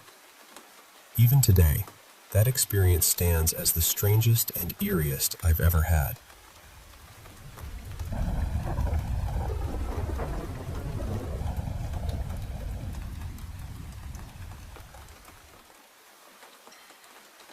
Hey, I've got a story that still gives me chills when I think about it. And honestly, I'm not even sure what to make of it. So, this all started in my little daughter Mara's room. She's 2 years old, and up until all of this, her room was just her room. Nothing dramatic, nothing unusual. My wife and I are not religious people at all. My wife is a little open-minded about spiritual stuff, I guess, but I've always been the skeptic in the house. A while back, we started hearing noises coming from Mara's closet. Not constantly, but often enough that it caught our attention. It sounded like knocking, or something bumping lightly against the closet doors. Every time we checked, there was nothing there. No vents, no pets, no obvious explanation. It was strange, and even though Mara mostly brushed it off, it definitely left my wife and me with that unsettled feeling you can't quite shake. Then one evening, I was in the bathroom next to her room giving her a bath when I heard this loud crash. I called out, my wife came running, and I went straight into Mara's room.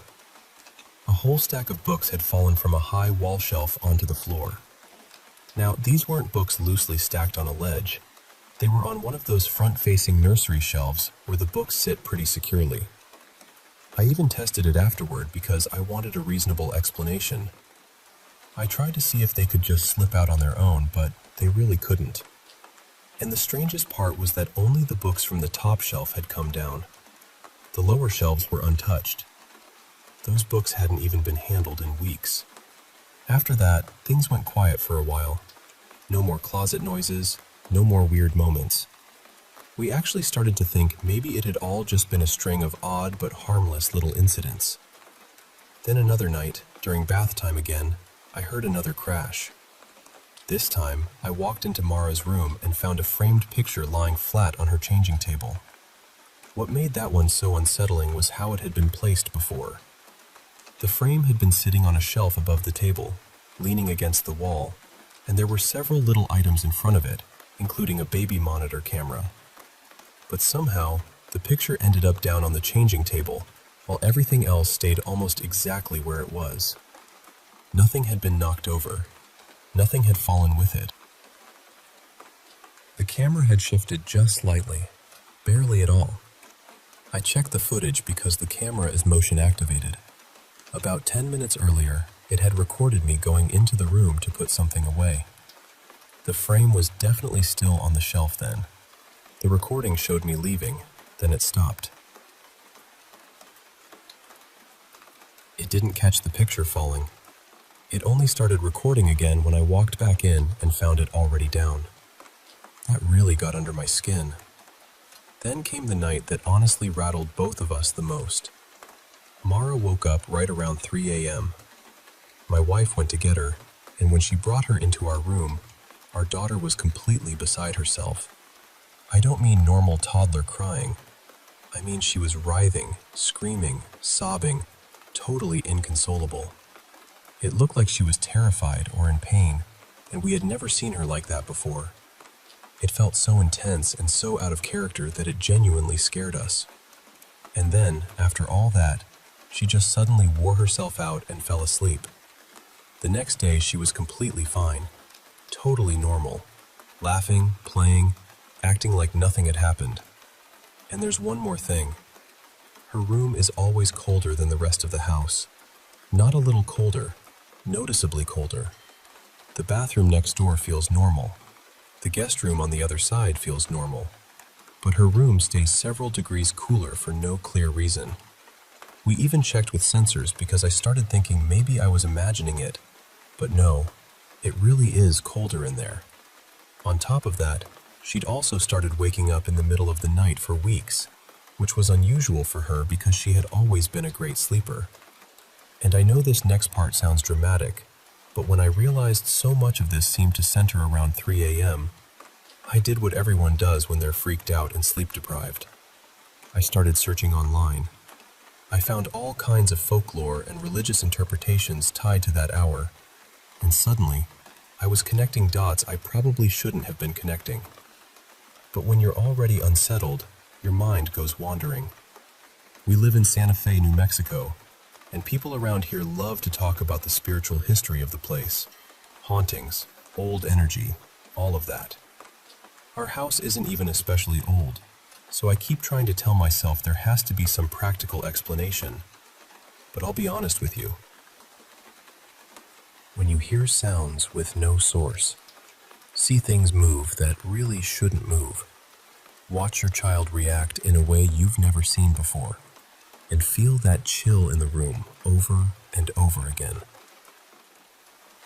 it starts to wear on you.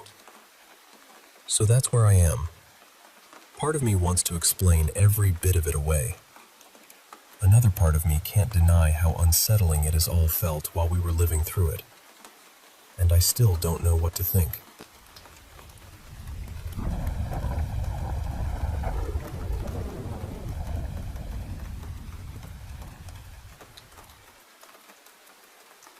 I grew up in a small village in Romania, in an old family house that, on paper, seemed completely ordinary. Its history was never especially dramatic. As far as we know, the people who lived there before us were religious people, church-going, respectable. Nothing that would make you immediately think something was wrong. And yet, from as far back as I can remember, that house never felt entirely right to me. Most of whatever was in there seemed strongest in the kitchen, though strange things happened in other rooms too. I'm actually staying in the house again now, and I may try recording overnight just to see if anything turns up. Honestly, I'm not expecting much beyond odd sounds. Still, after everything I've experienced there, I can't really ignore it either. The first thing I remember happened when I was around 6. I was sleeping in a room where the door had a glass pane in it, and from my bed, I could see straight through that little window. I was still scared of sleeping in the dark back then, so my mother would always leave the hallway light on for me. One night, sometime very late, I woke up and looked toward the door. Standing there, visible through the glass, was a hooded figure watching me. I was half asleep and thought maybe it was my grandmother, because she used to wear a headscarf tied in that old-fashioned way. So I called out to her. The moment I did, the figure turned its head to the side, and then another hooded figure appeared beside it. It looked like the two of them were talking to each other, though I couldn't hear a thing. Then, after a few seconds, both of them turned sharply and moved out of view. And just as they did, a third figure slipped past after them. I remember lying there frozen, staring at the door, too afraid to even pull the blanket over my head. Another time, in a different bedroom, I was home alone, just lying there messing around on my phone. Out of nowhere, I saw what looked like fire appear in the upper corner of the wall near the door. It spread incredibly fast, racing across the wall toward the frame. For a second, it looked like flames were pushing around the edges of the door itself, like something was about to burst through. And then, it was gone. The whole thing lasted maybe 2 seconds. I ran to look, expecting smoke or scorch marks, or at least some sign that I hadn't imagined it. But there was nothing. The wall was untouched. The old wooden door, which had been in the house since before my father bought it, looked exactly the same as always.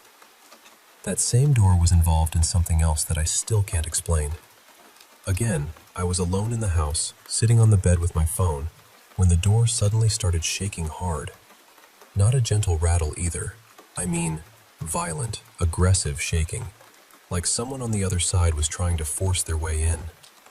I jumped up immediately and grabbed the handle, expecting resistance, expecting someone to be there. But the second I touched it, everything stopped. I yanked the door open right away and checked the hallway, then the other rooms. No one was there. Nothing had fallen, no windows were open, no explanation made sense. That one shook me badly, because it felt physical and real in a way that's hard to brush off. A few years later, maybe when I was around 12 or 13, I had another encounter in the kitchen. It was around 9 at night. I'd gone in to heat up some leftovers while my mother and my younger brother were each in their rooms. The microwave was near the back of the kitchen, close to the door that leads outside. When it beeped, I walked over to get my food. I was only a couple of steps away when, right in front of me, a black figure appeared for a split second. It was tall, thin, almost unnaturally narrow, and it stood maybe a meter away from me.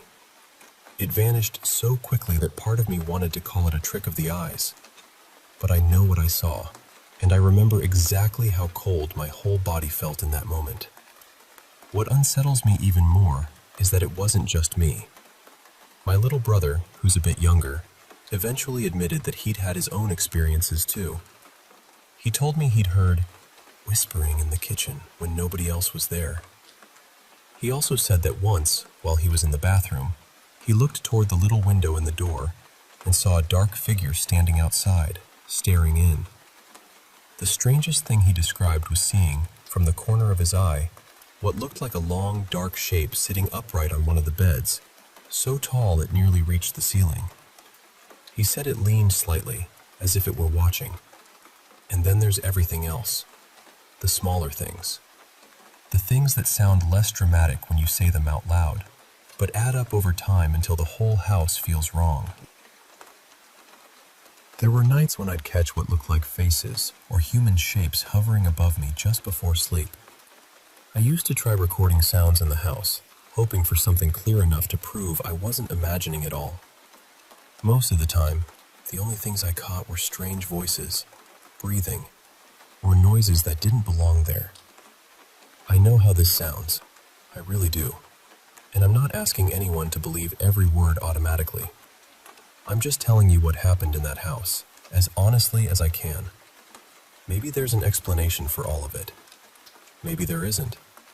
But when you grow up in a place where the silence never feels empty, you start to trust that feeling. And in that house, especially in that kitchen, I never once felt alone.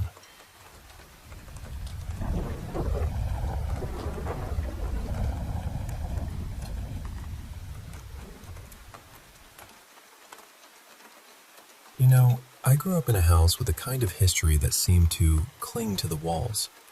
The land had been settled way back in the 1840s, and even when I was little, parts of the original property were still there. Some of the old outbuildings were standing, weathered but stubborn, on the section that hadn't been divided up yet. Our house itself was newer. It was part of a neighborhood that started going in during the 1970s, but our place wasn't actually built until 1988. What made it feel different, though, was where it sat, right beside the old barn and those original buildings, like it had 1 foot in the present and 1 foot somewhere much older. My grandfather, whose name was Walter, died in that house in 1991 when I was still a baby, only a few months old. My mom used to say he had come there to die, and even as a kid, that phrase stayed with me. It felt heavy, strange, like it meant more than what she was saying out loud. For as long as I can remember, I never felt completely alone in that house. It wasn't always frightening, at least not at first. One of the earliest things I remember is being out on the swings in the backyard and seeing a woman on horseback passing through. She always seemed gentle. She'd smile, lift her hand, and wave to me, and I'd wave right back like it was the most normal thing in the world. At the time, it didn't seem unusual. Our neighbors had horses, so to me it made perfect sense. But one day my mom saw me waving and asked who I was waving at. I told her, just as casually as anything, that I was waving to the lady riding her horse through the yard. And she looked at me and said there was no woman there. She told me the neighbors never rode through our property. Looking back now, what stands out is how she was dressed. Even then, something about her clothes felt old-fashioned. Not costume old, but genuinely from another time, maybe late 1800s, early 1900s. I didn't have the words for that as a child, but I do now. And then there was my grandfather. When I was young, I remember waking up at night and seeing him standing in the living room.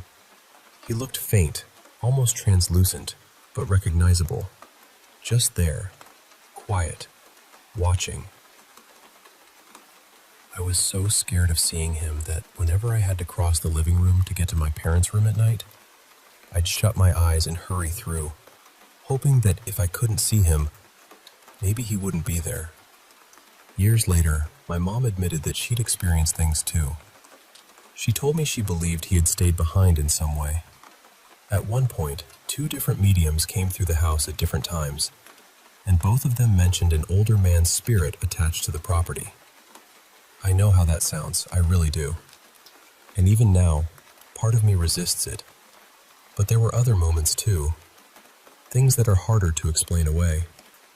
One afternoon, my sister and I came home early from school and went to change before heading next door to the babysitters. We were the only ones home. Then we heard this huge crash downstairs, like a sudden burst of chaos in the kitchen. We both froze, then ran to look. The chairs around the breakfast table had been knocked over, and every cabinet door in the kitchen was standing open. Every one of them. We had only been upstairs for a minute or two. No one could have come in, done all that, and vanished without us seeing or hearing more than that one violent burst of noise. But the encounter that stayed with me most happened just before I turned 8. I was in my bedroom getting ready for bed. I had this routine where I'd pull on my pajamas, jump onto my twin bed, then hop off and head into the hallway to brush my teeth. One night, I jumped onto the bed, and when I landed, there was a boy standing right there in front of me, maybe 6 inches away. He looked about my age. He had reddish hair, freckles, and pale eyes. He was translucent, but clear enough that I can still picture him. I remember the shock of it, the way my whole body seemed to stop.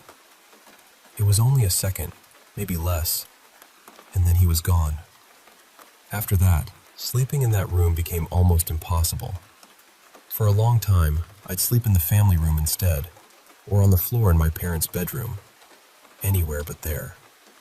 And every now and then, I'd see that same boy again, outside this time, moving through the backyard or near the neighboring pasture.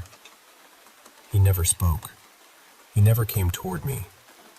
He would just be there for a moment and then disappear. Even now, I'd still say I'm skeptical by nature. I don't jump to supernatural explanations. I still question my own memory sometimes, but these moments have stayed with me for years, and they're only a few of the things that happened in that house. Whatever it was, whether it was memory, imagination, something spiritual, or something I'll never have words for, that place never felt empty. Not once. You know, I still think about this one sometimes, because even now, I cannot neatly file it away under anything sensible. Back then, my former wife and I both worked in the office of a company. Part of her job involved helping coordinate arrangements when someone passed away. It was just one of those responsibilities that landed on her desk, and over time she got used to calling the same funeral home whenever she needed to handle those details. There was always one woman there who helped her, and for this story, I'll call her Marion. My memory is not flawless, so a few details are a little softened by time, but the heart of it is exactly how it happened. One day my wife called, like she always did, to make arrangements for a viewing. This time, though, a different woman answered and helped her. I'll call her Nina. My wife didn't think much of it. She just figured Marion was busy, and Nina seemed kind and confident, like she knew exactly what she was doing. As they were going over everything, Nina asked whether my wife wanted the flowers delivered the evening before the viewing or the morning of. That caught my wife off guard, because Marion had never asked her that before. She wasn't sure which was better.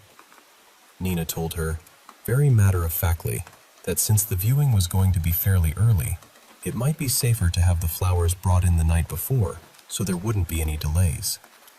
That sounded reasonable, so my wife agreed.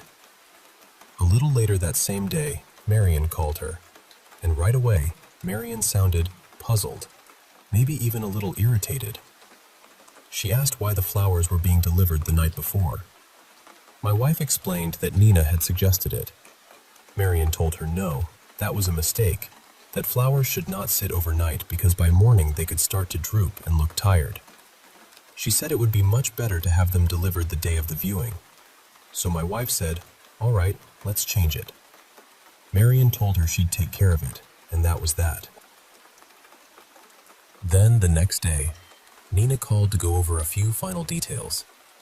In the middle of the conversation, she mentioned that the flowers had already been delivered and that they looked beautiful. My wife stopped her and said, "No, that couldn't be right." She explained that she had spoken to Marion, and Marion had changed the delivery to the morning of the viewing. There was this pause. Then Nina said, very quietly, that my wife must be mistaken. My wife said, "No, I'm not mistaken. Marion is the woman who always helps me. I know who I spoke to." And that's when Nina told her that Marion had passed away about a year earlier. My wife came straight to my office after that and told me the whole story. I worked in records at the time, and I remember listening to her thinking, that is eerie, sure, but there has to be some ordinary explanation. A crossed line, a misunderstanding, a wrong name, something. After she left, I started digging. She was the kind of person who wrote everything down, every call, every time, every detail. So I pulled the file for the deceased person whose arrangements she'd been handling, and there they were, written out in her notes. One note said she had spoken to Nina in the afternoon and that Nina recommended delivery the evening before. Another note, written later, said she spoke to Marion, who said to switch the flowers to the morning of because they might wilt overnight. It was all there. Clean, clear, documented. I remember staring at those notes, feeling that strange little chill creep up my back. So I went further. I pulled older files, ones from before Marion had died, just to make sure my wife really had always dealt with the same person. And sure enough, there were note after note after note mentioning Marion by name. She was real. She had been the regular contact all along. At that point, I thought maybe someone at the funeral home was playing some bizarre prank, but that didn't make sense either. It was a small place. The owner was older. His son worked there too, and after Marion died, Nina had taken over her role.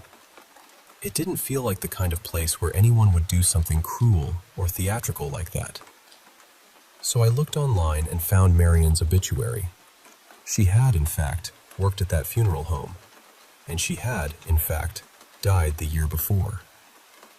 What really unsettled me, though, was what came next. As I kept reading, I noticed the date and time listed for her own visitation, and the timing lined up almost perfectly with when my wife said Marion had called her back.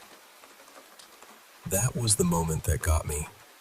Not just because of the date, and not just because of the hour, but because suddenly this strange story had a shape to it that I could not explain away. It felt less like a mistake and more like something reaching across a thin place in the world. I got goosebumps right there at my desk. Now, to be fair, I've changed the names here, and I've smoothed over some of the exact dates because I don't trust my memory enough to swear to every number. But the pattern was real. The notes were real. The obituary was real.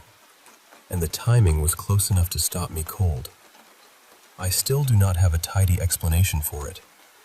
Maybe it was an incredible coincidence. Maybe there was some perfectly logical detail I never uncovered. Or maybe Marion was still there in some quiet way, still doing what she had always done, still trying to help one more family put things in order. I can't prove that, of course. I just know that when I read those records and saw how everything lined up, it didn't feel like a joke, and it didn't feel like confusion. It felt like a call from someone who, somehow, had not entirely left.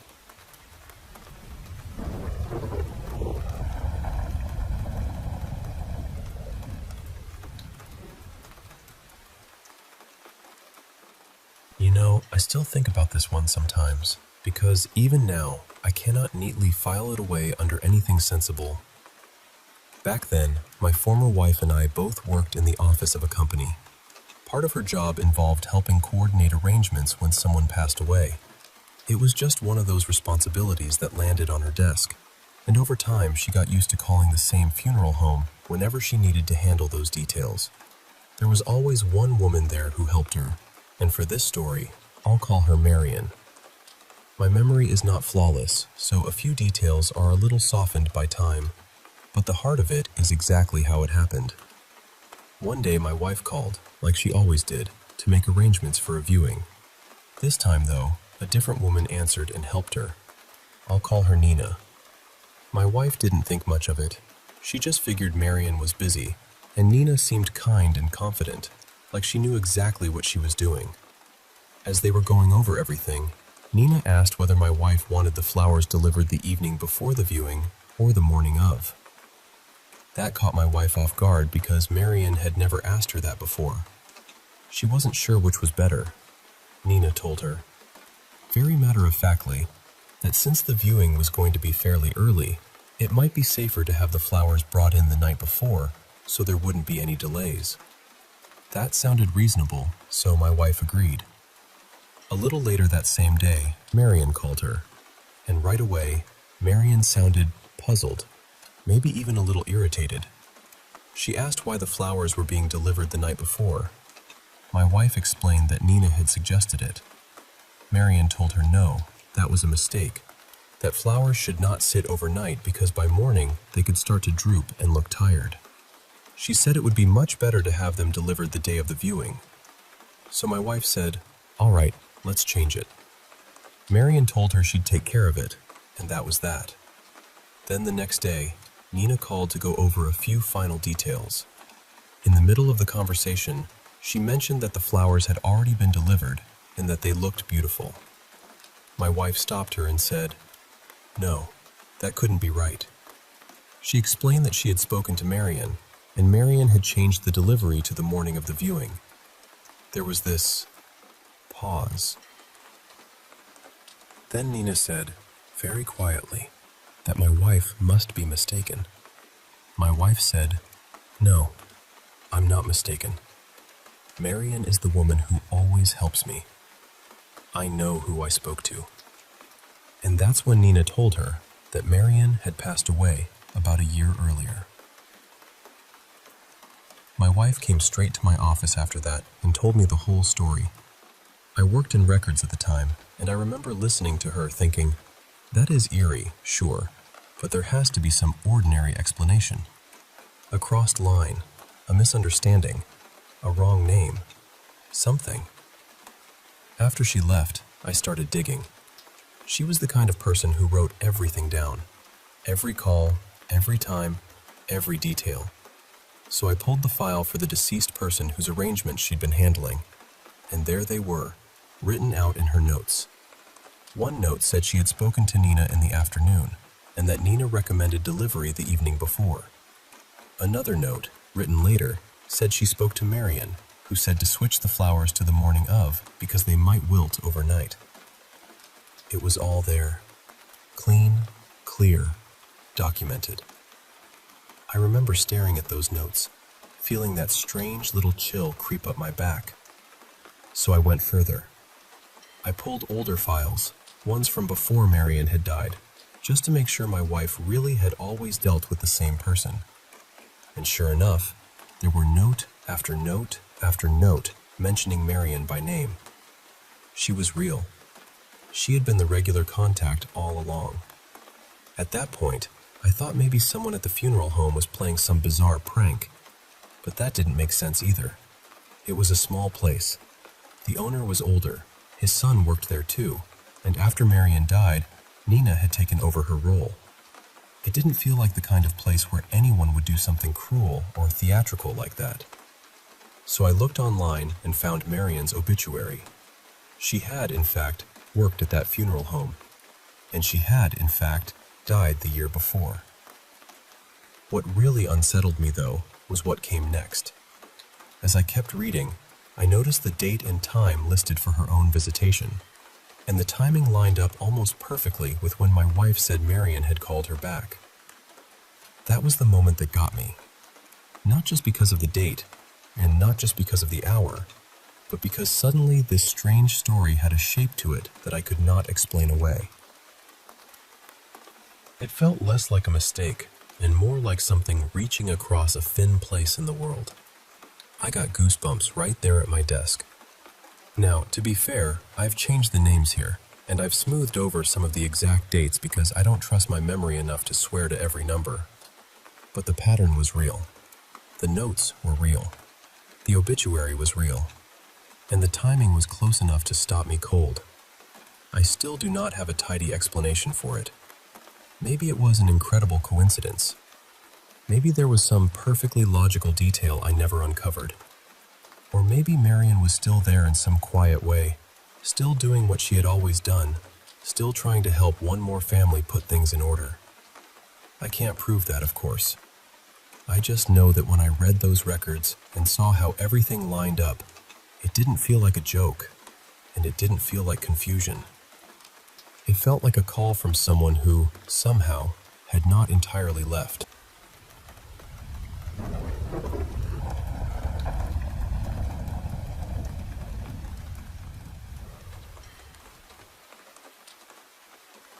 I need to tell you about something that's been weighing on me. Because honestly, I still don't know how to explain it. A while back, I went through some frightening experiences in a place that already felt off somehow. Like the strange things happening there almost belonged to that environment. Since then, my relationship ended, and now something unsettling seems to be happening in our home. And it's involving my kids. For the past few months, my 5-year-old daughter Ellie has been coming into whatever room I'm in and asking what I needed. Every time, I'd tell her I hadn't called for her. At first, I tried to brush it off. I figured maybe she was hearing the TV from another room, or one of her siblings, or maybe she just thought she heard me. But the most recent time really shook me. She came to me looking genuinely worried and said she heard me calling her, and that I sounded upset, like I was crying or hurt. I asked her if she was sure it was my voice, and she said yes, without hesitation. I told her I was okay, and that I hadn't called her at all. It felt awful trying to explain it away, because I didn't want her to think I didn't believe her. I do believe she heard something. I just don't know what. Then this morning, something happened with my older son that rattled me even more. I got home from work a little after 5 in the morning. 2 of my kids were asleep, and the house was quiet. I went straight to my bedroom, shut the door, and started winding down the way I usually do, just scrolling on my phone and reading random things before going to sleep. Around 5:40 or so, there was a knock at my bedroom door. It was my 16-year-old son, Mason, and he looked confused. He asked me what I wanted him to do. I just stared at him because I had no idea what he meant. I opened the door and told him I hadn't asked him to do anything. He asked again, and I told him I'd been in my room since I got home and hadn't called for him once. The color drained from his face. He told me that he had been jolted awake by loud knocking on his bedroom door, and that he heard my voice telling him to get out of bed right now. He said I sounded irritated, even harsh, so he got up and started getting dressed. Then he heard the knocking again, along with my voice telling him to hurry up and get out of his room. My bedroom is only a few steps from his. If that had really happened in the hallway, I should have heard it, even with my door shut. But I heard absolutely nothing. What scared him most was that by the second round of knocking, he was fully awake. He wasn't half dreaming. He was standing there, getting dressed, hearing what he was sure was me. I tried to stay calm for his sake. I told him maybe there was some strange overlap, something we couldn't explain. Maybe even something like hearing a version of me from somewhere else. I don't know if I believe that myself, but I didn't want to dismiss what he experienced, because I could see how real it was to him. And I definitely didn't want to frighten him with darker ideas. The truth is, I'm scared too. Lately, there have been other things that feel just as strange. Not long ago, a bank card I had misplaced at work somehow turned up inside a storage box at home. Then, not long after that, a PDF downloaded itself onto my son's computer while he was home alone. It was a guide for teens preparing for their driving permit, which stood out because he and I had only talked about it a few days earlier. We hadn't searched for it or signed up for anything yet. It just appeared. I'm trying to stay grounded. I'm trying not to jump to the worst conclusion. But when your children keep hearing your voice when you know you never spoke, it's hard not to feel deeply unsettled. So I'm telling you this the best way I can, because I honestly want to know what you'd think if this were happening in your home. Would you be worried too? Because I am.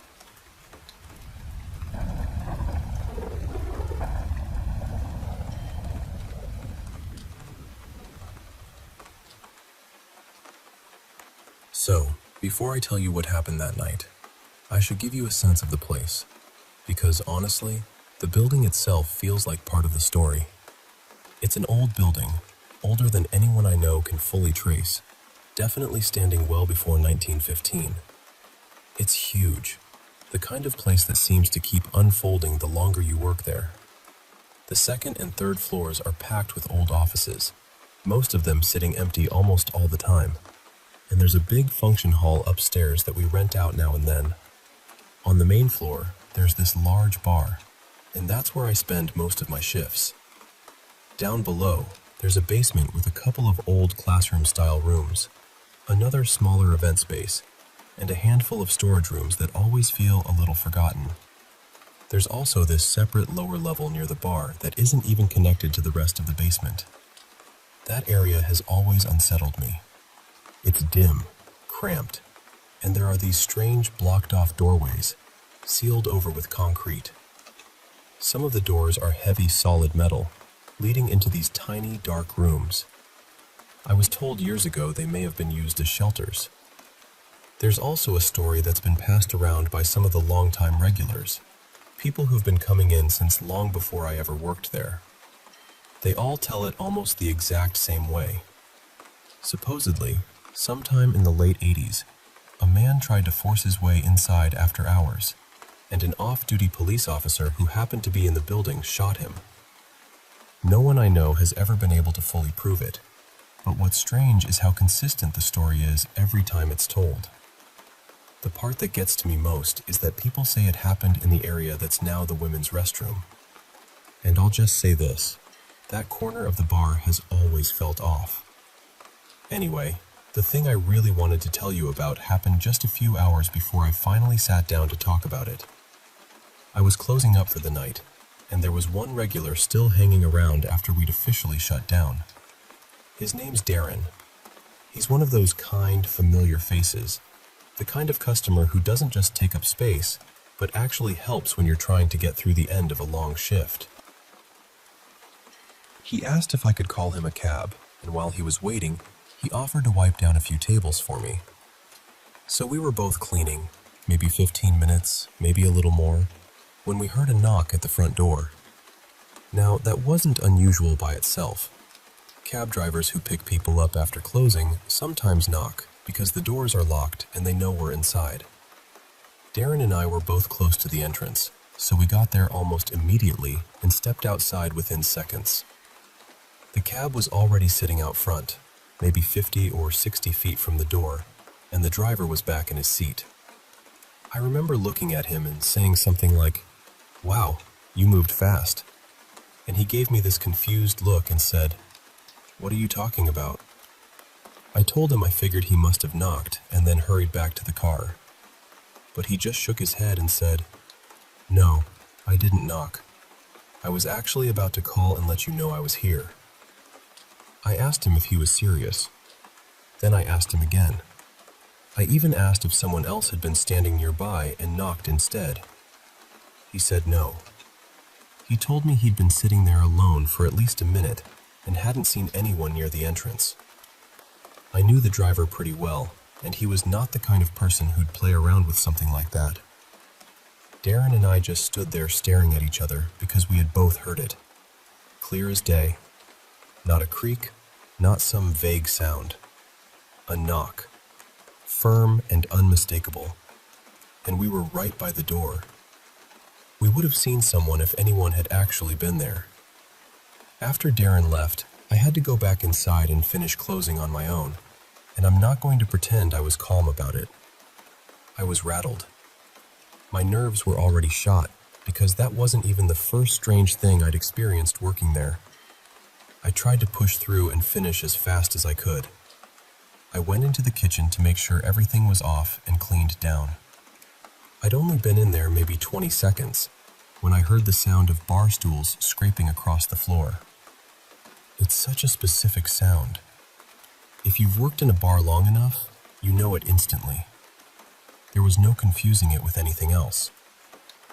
I just froze. Every hair on the back of my neck stood up. And for a second, I honestly hoped maybe someone had passed out in a corner somewhere and stumbled out after I thought the place was empty, because that would have been easier to explain. But when I finally forced myself to step out of the kitchen a few seconds later, there was no one there. And the strangest part was that none of the stools had moved. I had lined them all up earlier, neatly, exactly where they should be. Everything looked untouched. That was the moment I really lost my nerve. I didn't want to stay in that building another second by myself. I left, picked up a coworker, and brought her back with me just so I could finish closing without being alone. I've worked at that bar for over 2 years now, and I can tell you this was not the first time something happened that I couldn't explain. There have been a lot of moments there, some small enough to brush off, others that genuinely scared me. I'd probably tell myself it was stress or imagination if it had only happened to me, but it hasn't. Other employees have seen things too. Sometimes other people are standing right there with me when something strange happens. And I guess that's what stays with me the most. It's not just that the building is old, or eerie, or full of stories.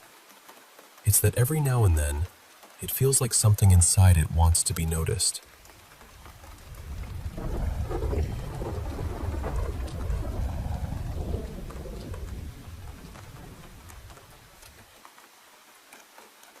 So this happened around 8 or 9 years ago, when I was living with my dad in a small 2-bedroom apartment. My room was connected to the bathroom, and that setup always felt a little strange. There were 2 doors into the bathroom. One opened from the main part of the apartment, right near the front entrance, and the other connected directly to my bedroom. The only good thing about that second door was that the lock was on my side. Past the living room, there was a short hallway that led back to my dad's bedroom. We'd already been living there for well over a year, and nothing unusual had ever happened. I already believed in the supernatural back then, mostly because just about everyone in my family had their own stories. They had all seen or heard things in another apartment they lived in before I was born. I believed them, but until this night, I had never experienced anything myself. It was late. Definitely after midnight. I was sitting in a chair in my room, playing video games, facing the TV. I was maybe 5 feet from my open bedroom doorway. My dad had gone to sleep hours earlier, and every light in the apartment was off. It was just the 2 of us there. The only light in my room came from the TV and this standing fan I had, which had a few little blue indicator lights glowing on it. The bathroom door that opened into the main apartment was cracked open, but the bathroom door connected to my room was shut. I remember being very grateful for that. Everything was completely quiet because I was trying not to wake my dad. Then, all at once, I felt movement off to my right, just outside my bedroom door. I didn't hear footsteps or anything at all, but I felt it strongly enough that I turned to look. And right as I turned, I saw it. I saw the forearm and hand of someone, like they were mid-step, walking past my doorway and into the bathroom. I couldn't make out a face or a full body, just that arm and hand moving naturally like a person in motion. Their skin looked dark, and the blue light from my fan caught on it just enough for me to see it clearly. But there was no sound, no footsteps, no rustle. Nothing. And when whatever it was went into the bathroom, there was still nothing. No light came on. No door moved. No noise at all. I remember calling out, really uncertain, "Dad?" No answer. The bathroom door stayed open. Everything stayed silent. I just sat there, staring at the doorway, frozen. It felt like 5 full minutes, though it probably couldn't have been more than a few seconds. Every hair on my body stood straight up. Even now, thinking about it gives me chills. Then survival instinct kicked in. I jumped up, slammed my bedroom door shut, locked it, and ran straight to the other door, the one connecting my room to the bathroom, and locked that one too. I did not sleep at all that night, not even for a minute.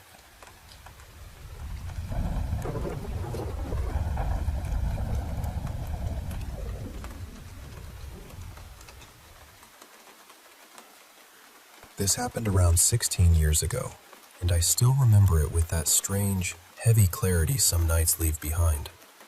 My grandmother, May, had reached a point where she needed full-time care, and she moved into a nursing home at 92. Even though we knew it was the right decision, it was heartbreaking. She was never going back to her house, so a few months later I went back to my hometown for several days to help my mom sort through everything and get the place ready to sell. I'd spent so much of my childhood at Grandma May's house that being there still felt natural to me. Familiar, even comforting. So I brought my 2 cats along and stayed there while we worked. I set us up in a small bedroom at the top of the stairs on the 2nd floor, mostly because it was one of the least cluttered rooms, and the cats could relax there while Mom and I tackled the rest of the house. We spent 2 full days going through drawers, closets, boxes, old furniture. All the quiet little pieces of a life lived in one place for decades. By the end of the 2nd day, I was completely worn out. Mom headed home for the night, and I went upstairs, sat with my cats for a bit, turned off the light, and fell asleep almost immediately. Sometime in the middle of the night, I woke up to a huge bang. The kind of sound that makes your whole body snap awake before your mind has time to catch up. It sounded like wood hitting wood downstairs, like a heavy chair or table had slammed into something. At first, I thought I should get up and check it out. But then, right after that bang, I heard footsteps coming up the stairs. The stairs were right beside the wall my bed was against, so I could hear them clearly. Slow, deliberate steps, coming all the way up. Then they stopped just outside the bedroom door. And then there were 3 light knocks. I was instantly terrified. I remember lying there in the dark, barely breathing, and calling out as steadily as I could. "Hello? Who's there?" No answer.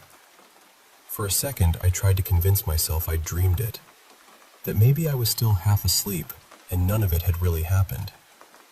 The light switch was just above my head, so I reached up and turned it on. I expected my cats to be groggy or annoyed at me for waking them.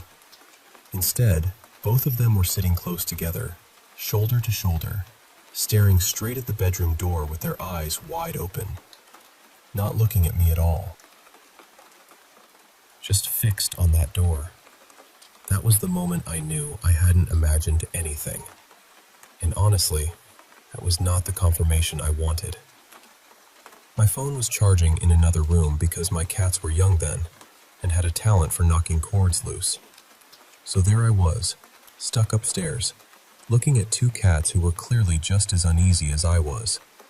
I called to them a couple of times. They'd glance back at me, then turn right back to the door, like they knew something was there but had no intention of getting any closer. I sat there for a minute, trying to gather myself. Then I thought, I can't stay frozen in this room all night. So I got out of bed, walked to the door, and called out one more time. "Is anyone there?" Nothing. I opened the door, and I can tell you this, there are few things more unnerving than opening a door when your whole mind is braced to find someone standing on the other side, and there's just no one there. I checked the entire house, every room, every corner. It was a 4-bedroom place, and I went through all of it. Nothing was out of place. Nothing had fallen over. The outside doors were still locked.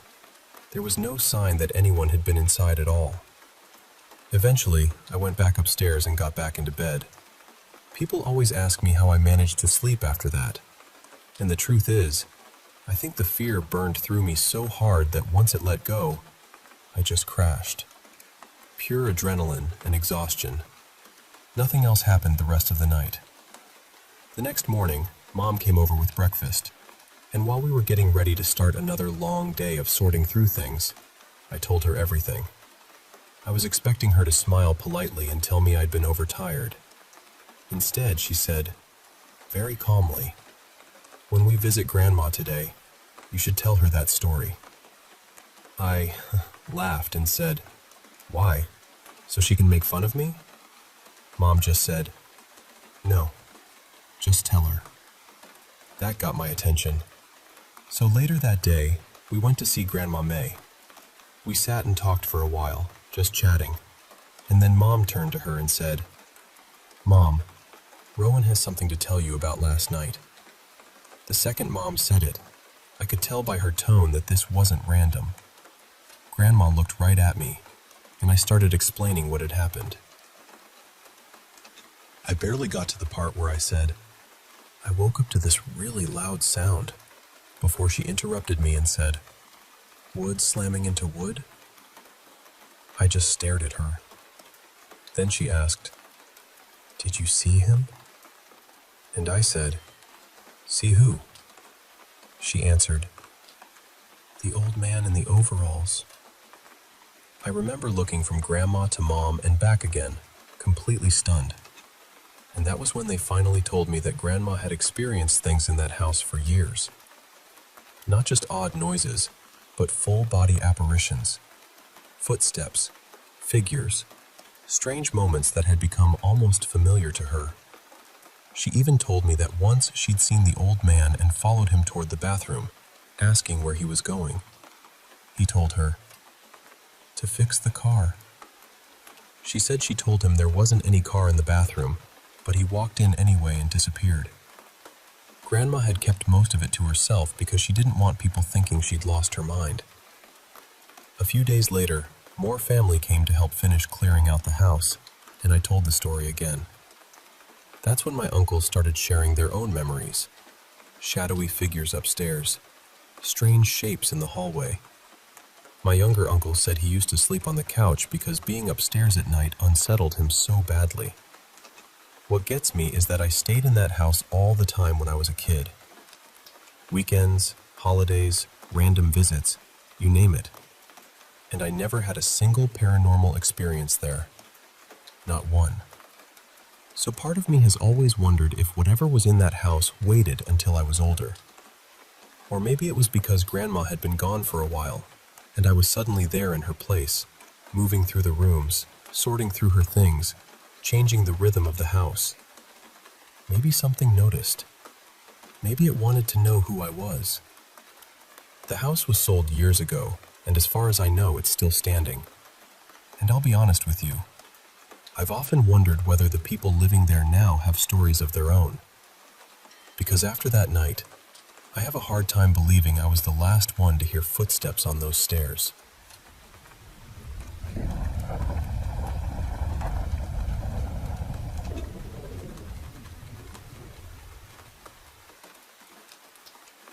So let me tell you something that still sits in the back of my mind like a splinter I can never quite pull out.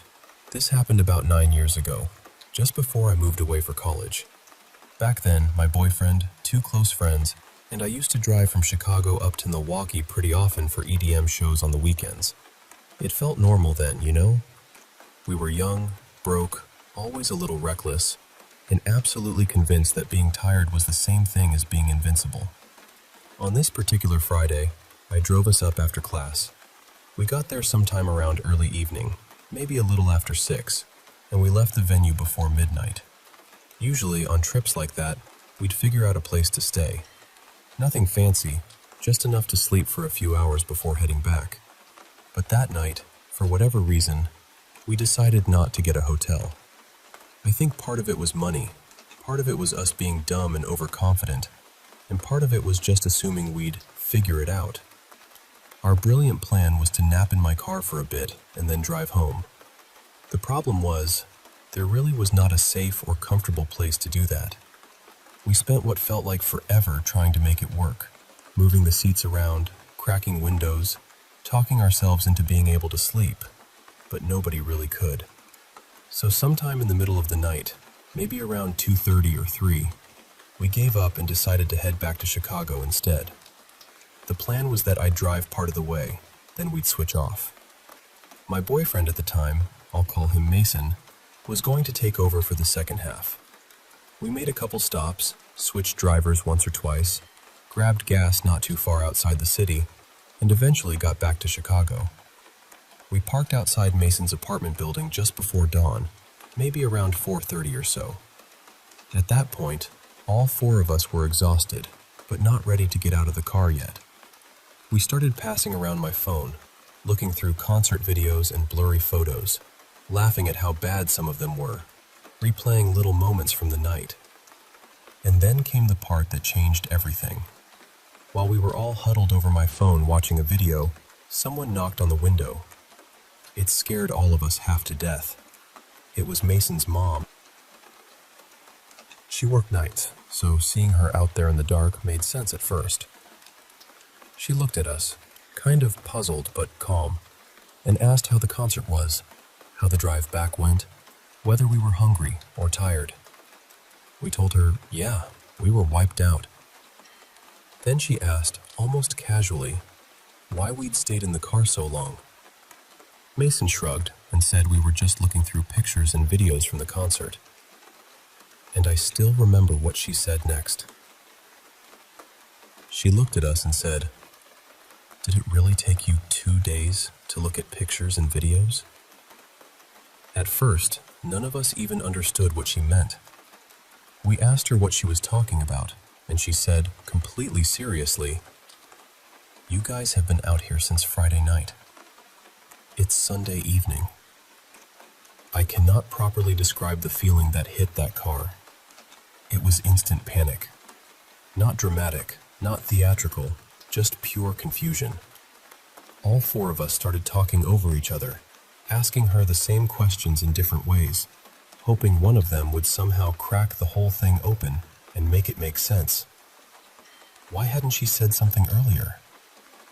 She told us she'd noticed my car when she left for work Saturday night, but she assumed we'd parked it there and gone inside somewhere, maybe to his apartment or maybe somewhere else. It wasn't until she saw the car was still there the next day that she came over to check. But then there were all these other details, and none of them made sense either. My car still had gas. Not empty, not even close. I'd filled up less than an hour outside Chicago, and somehow the tank was still around 3/4 full. That alone still bothers me. If the engine had been running all that time, especially with the air going, how was there any gas left? None of us remembered falling asleep. And even if we had, how do 4 people all stay asleep that long in a car without waking up hungry, thirsty, sore, confused, needing a bathroom, anything? Not one of us got out. Not one of us ate or drank. Our 2 friends had their own cars parked nearby, so if they'd wanted to leave, they could have. But nobody did. I also didn't have frantic missed calls from my parents. They weren't strict, and they gave me space, but still, 2 full days? You'd think there would have been something. After we all kind of spiraled for a while in front of Mason's building, our friends finally left. Mason and I drove to my parents' house, which was only about 15 minutes away. By then, it was around 10 o'clock on Sunday night. We tried to explain what had happened, and my parents didn't believe me at all. I think they assumed I was making up some ridiculous story to cover for being somewhere else, even though I wasn't. And honestly, I get why it sounded unbelievable. But the strangest part is this. All 4 of us were so shaken by it that we basically never talked about it again. Not really. It was like we had all silently agreed that if we left it alone, maybe it would stay buried. It didn't. I still think about it, more than I probably should. I still run through every normal explanation I can think of, trying to force it into something logical. Did we all somehow pass out?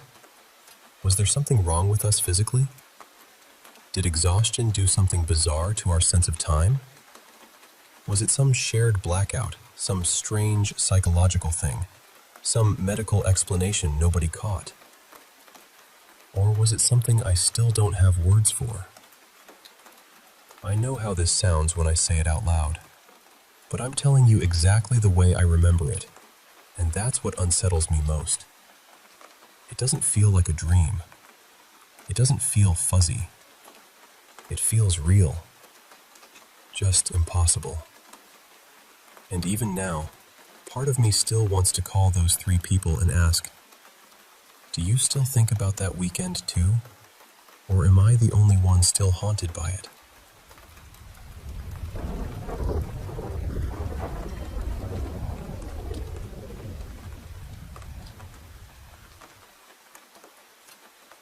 It was last July, close to 11 at night, and Mara and I had just left his place after finishing a long game of Monopoly. He was staying at his grandparents' old house in a quiet subdivision, and I was driving us back to my place. I remember pulling up to the exit, getting ready to turn onto the main road, doing the usual thing, checking left, then right. But when I snapped my head back to the left, I froze. There was this glowing white figure standing right in the middle of the road. It was maybe 50 feet ahead of us. Human-shaped, about the size of a person, but there was no face, no real features, nothing I could make out clearly. It was just this bright white shape, almost like it was lit from within. And then, in a split second, it lifted what looked like an arm and shot straight upward, maybe 15 or 20 feet, and vanished. Just gone. Completely gone. It only lasted maybe 2 seconds, but it was long enough for me to know I saw something.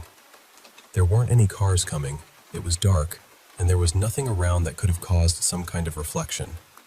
I just sat there for a second and asked Mara, "Did you just see what I think I saw?" And he got quiet and said, "Yeah, I did. I just didn't want to be the first one to say it." That part still gets me, because if it had only been me, I probably would have spent years trying to explain it away. And honestly, what we saw that night felt even stranger because of everything that had already been happening in that house. Even though the house itself wasn't very old, it always felt wrong in there. Heavy, like the air had weight to it, like somebody was watching you constantly, especially after dark. You know that feeling when it seems like someone is standing just behind you, close enough that you should be able to hear them breathe? That's what it felt like almost every night. We used to hear whispering too. Really low, constant chatter, like people talking in the next room, except whenever we stopped and listened, we could never make out a single word. Mara said he would hear growling sometimes, just out of nowhere. One night, both of us heard this long, loud moan in the hallway outside the bedroom. It sounded like a woman, and it was close enough that neither of us slept after that. We each had a child, and one morning around 6, we woke up to 3 clear knocks on the bedroom door. I thought one of the kids had gotten up early, so I opened the door and checked the living room. Both of them were still asleep on the couch. Nobody else was there. Another time, from the bedroom, we heard what sounded like papers being thrown around the kitchen, drawers opening and slamming. It was so loud and sudden that I actually jumped up and unlocked the sliding glass door in the bedroom because I thought someone had broken into the house and we'd need a way out fast. But when we checked, nobody was there, just drawers standing open.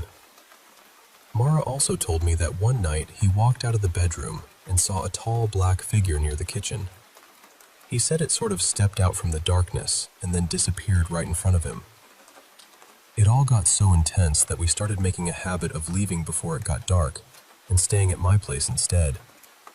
And that was exactly why we were leaving that night after Monopoly.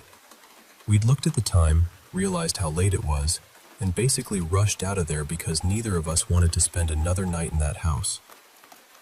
What makes it even stranger is that his grandmother, before she moved out, used to insist that people were living in the attic or the basement. She called the police more than once, convinced there were squatters in the house, but nobody ever found anything. Later on, when we were trying to make sense of everything, Mara remembered that during the last couple of years she lived there, she had gotten deeply into tarot readings on TV and was watching them constantly, all day and half the night, almost like she was letting them dictate her life. I don't know whether that had anything to do with what was in that house. I really can't say. I just know that the feeling there was real, the sounds were real, and whatever we saw in the road that night, both of us saw it. And I still have no idea what it was.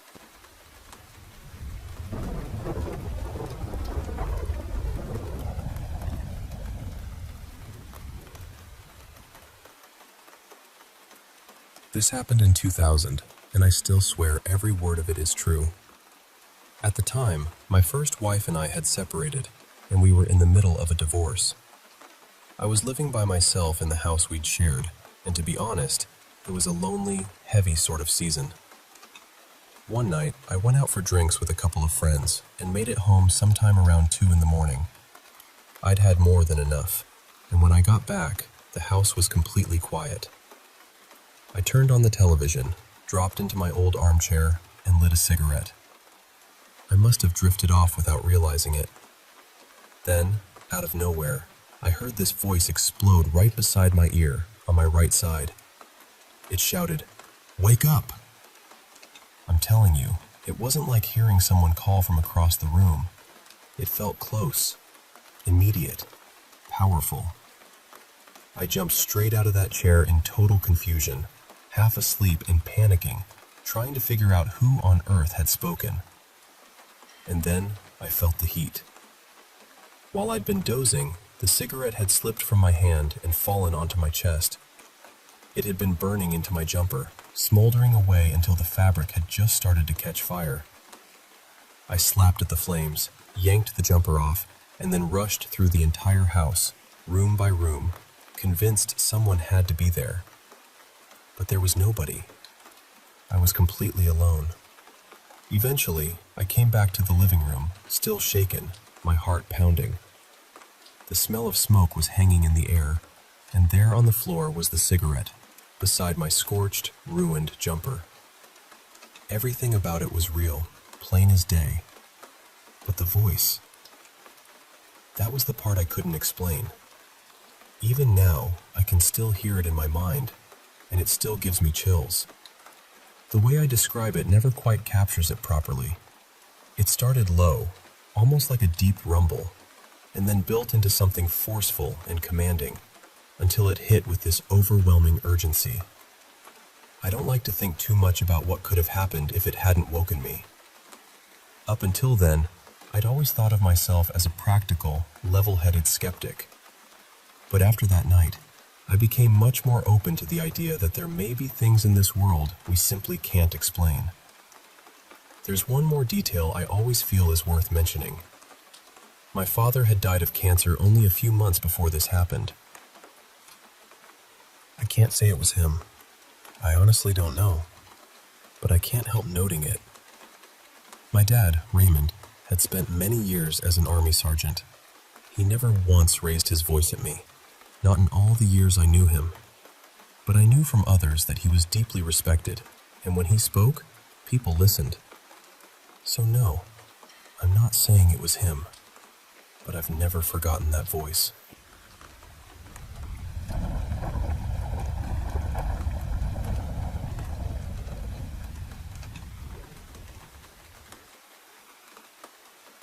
I've only really been living in this apartment for about a week, even though I got the place nearly 2 months ago. It's part of this big old Spanish-style house from the late 1800s, split up into several units now. Mine is upstairs. The whole place has that older layout where every room leads into another room with its own door, instead of one big open space. It feels beautiful, but also a little closed in at night. Almost every night this past week, something strange has been happening between midnight and 3 in the morning.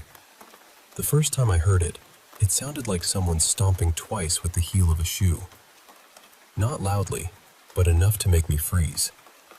Then it kept happening for maybe 15 minutes, slightly off rhythm, like someone trying to keep a beat and failing. I got so scared I reached over to wake my boyfriend, but the second I said something out loud, it stopped. Just completely stopped. I stayed awake for another half hour waiting for it to start again, but it never did. When I checked my phone, it was exactly 3 a.m. Another night, I heard this strange movement from the same part of the apartment. The best way I can describe it is that it sounded like some medium-sized animal shifting around, but when I got up to look, there was nothing there. Then one afternoon, I'd fallen asleep on the couch in the living room while my boyfriend was in bed with our dog. I didn't hear anything that time, but the next day he told me he'd heard light footsteps in the hallway. At first he thought it was our dog, who's about 20 pounds, but when he lifted his head, the dog was curled up in the corner of the room, already awake, staring toward the hallway. Then the footsteps came again, quick and light. Our dog got stiff, started growling toward the hall, and then everything went silent. The next day, when he told me all this, I honestly felt sick. Ghosts have always terrified me. I've had experiences before that I still don't like thinking about, so this is pretty much one of my worst fears. We ended up going out for coffee, mostly just to get out of the apartment for a while, and I started pressing him for details.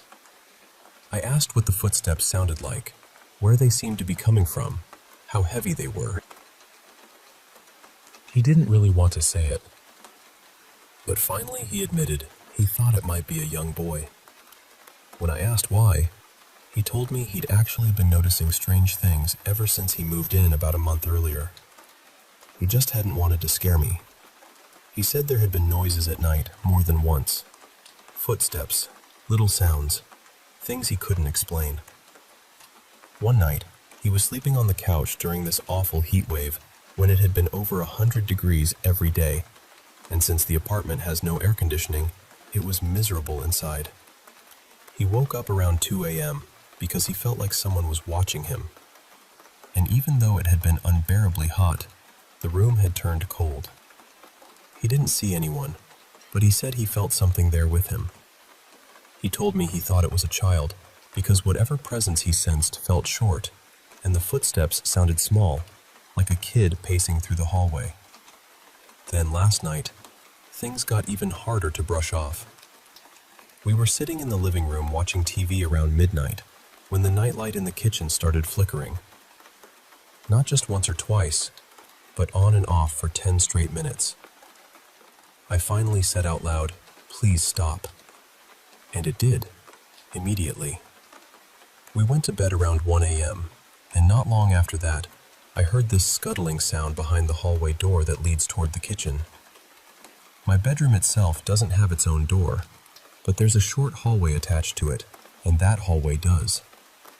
My dog suddenly jumped off the bed, ran straight to the door, and started barking. We called him back, and by then the noise had stopped again. I was so shaken that I barely slept.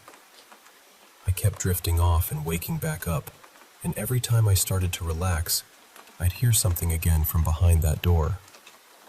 My boyfriend left early this morning, around 6, for a long drive, and that was the only time I managed to finally fall asleep.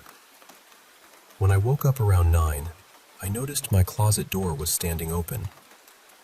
So was the hallway closet. I still haven't asked him yet if he opened them before he left. I really, really hope he did.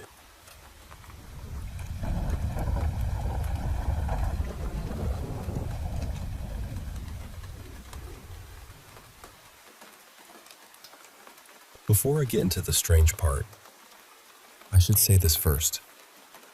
I was incredibly close with my grandmother, Mara. We spent so much time together, especially in the last few years of her life.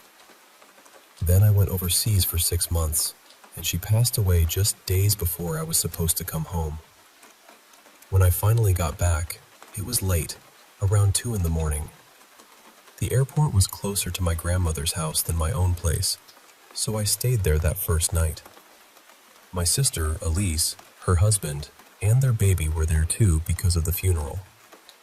The service had already happened, but they had delayed the burial so I could be there. I had been traveling for more than a full day, and I was completely wiped out. I went straight upstairs, dropped my bags, and fell asleep almost immediately. I didn't wake up until well into the afternoon. Upstairs, the house had this long hallway layout. There were 2 bedrooms on either side of the stairs, and then one more room at the very end of the hall. Elise and her family were staying in the room on the left, and I was in the room at the end. When I finally came downstairs, my brother-in-law looked at me and said, "You're up early." I remember staring at him, confused, and saying, "What are you talking about? I haven't been out of that room since I got here." He said that earlier that morning, he'd heard someone downstairs in the kitchen, moving around, opening things, just making the kind of sounds a person makes when they're awake before everyone else. Since Elise was still in bed next to him, he assumed it had to be me.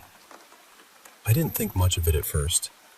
The house was old, full of creaks and settling noises, and I was too tired to read into it. But then Elise spoke up. She told me she'd been awake very early to feed the baby, and while she was up, she heard movement in the hallway. She thought it was me too, so she stepped out, expecting to see me there.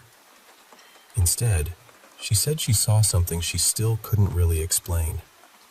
She called it a shadowy glow, which honestly sounded odd to me too, but that was the phrase she used. She said it moved quietly down the hallway and toward the room where I was sleeping. My door had been closed, so she said it just seemed to fade when it reached it. I got emotional right away.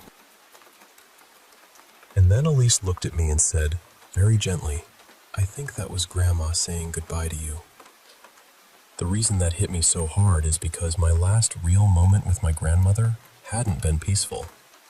I'd seen her in the hospital during a visit home, and it was painful, messy, heartbreaking. It wasn't the memory I wanted to carry forever. So maybe my sister was half awake and imagined it. Maybe my brother-in-law heard an old house shifting in the night. Maybe there's a perfectly ordinary explanation for all of it. But in my heart, I choose to believe she came back one last time so I wouldn't leave this world with only that hospital memory. I believe she came to say goodbye. After the burial, I went back to my own apartment, but Elise and her husband stayed at the house for a couple more nights. They told me nothing else happened after that. No footsteps, no sounds in the kitchen, no strange glow in the hallway, just silence. The house was sold not long after, and I never got to go back. But maybe that was enough. Maybe she only needed one quiet moment to let me know she hadn't left without me.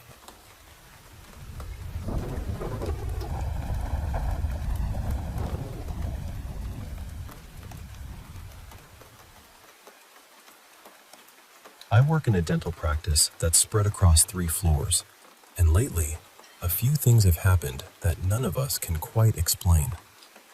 On the ground floor, we've got reception, a couple of waiting areas, and 2 treatment rooms. The middle floor has another surgery and the decontamination room. Upstairs is where the staff area is, with the kitchen, bathroom, changing room, and a little space where we sit on our breaks. The building is always locked, and only staff have keys, so we're usually very aware of exactly who's inside at any time. One afternoon, I was down in the decontamination room around lunch, and the only other person in the practice with me was my colleague, Mara.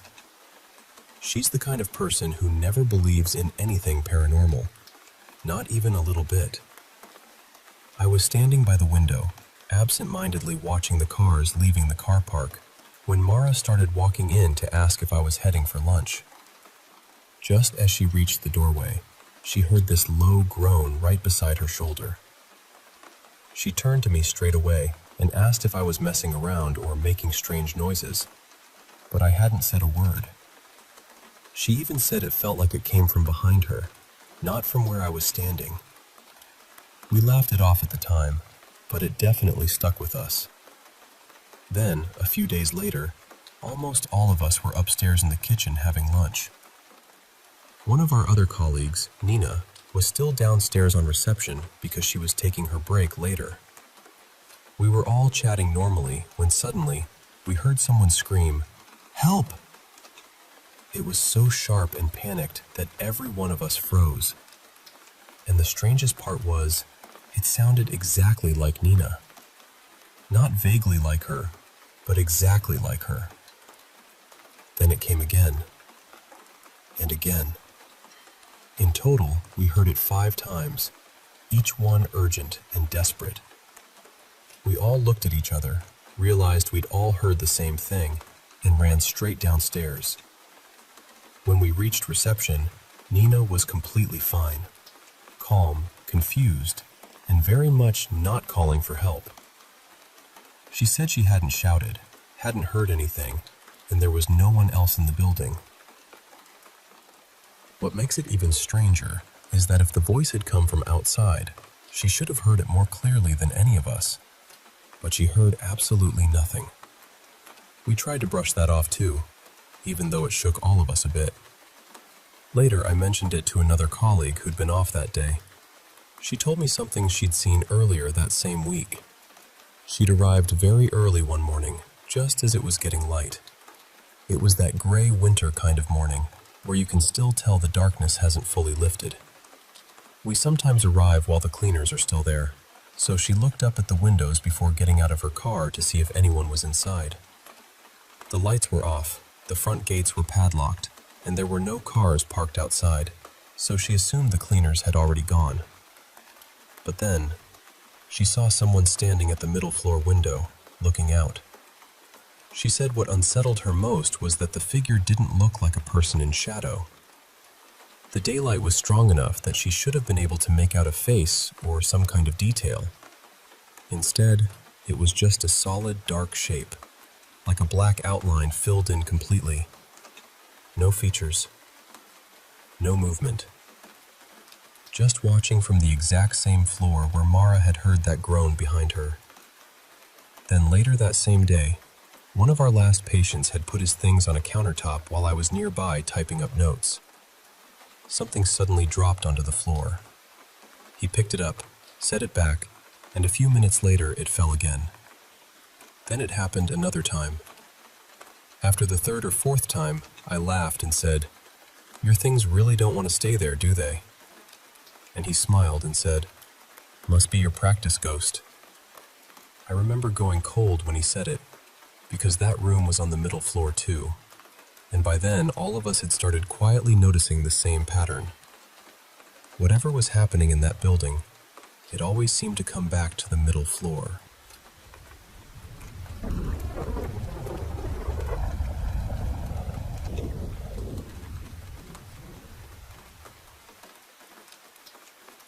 You know, when I was younger, my family moved into this incredible old California house that felt like it had been built for parties and long summer nights.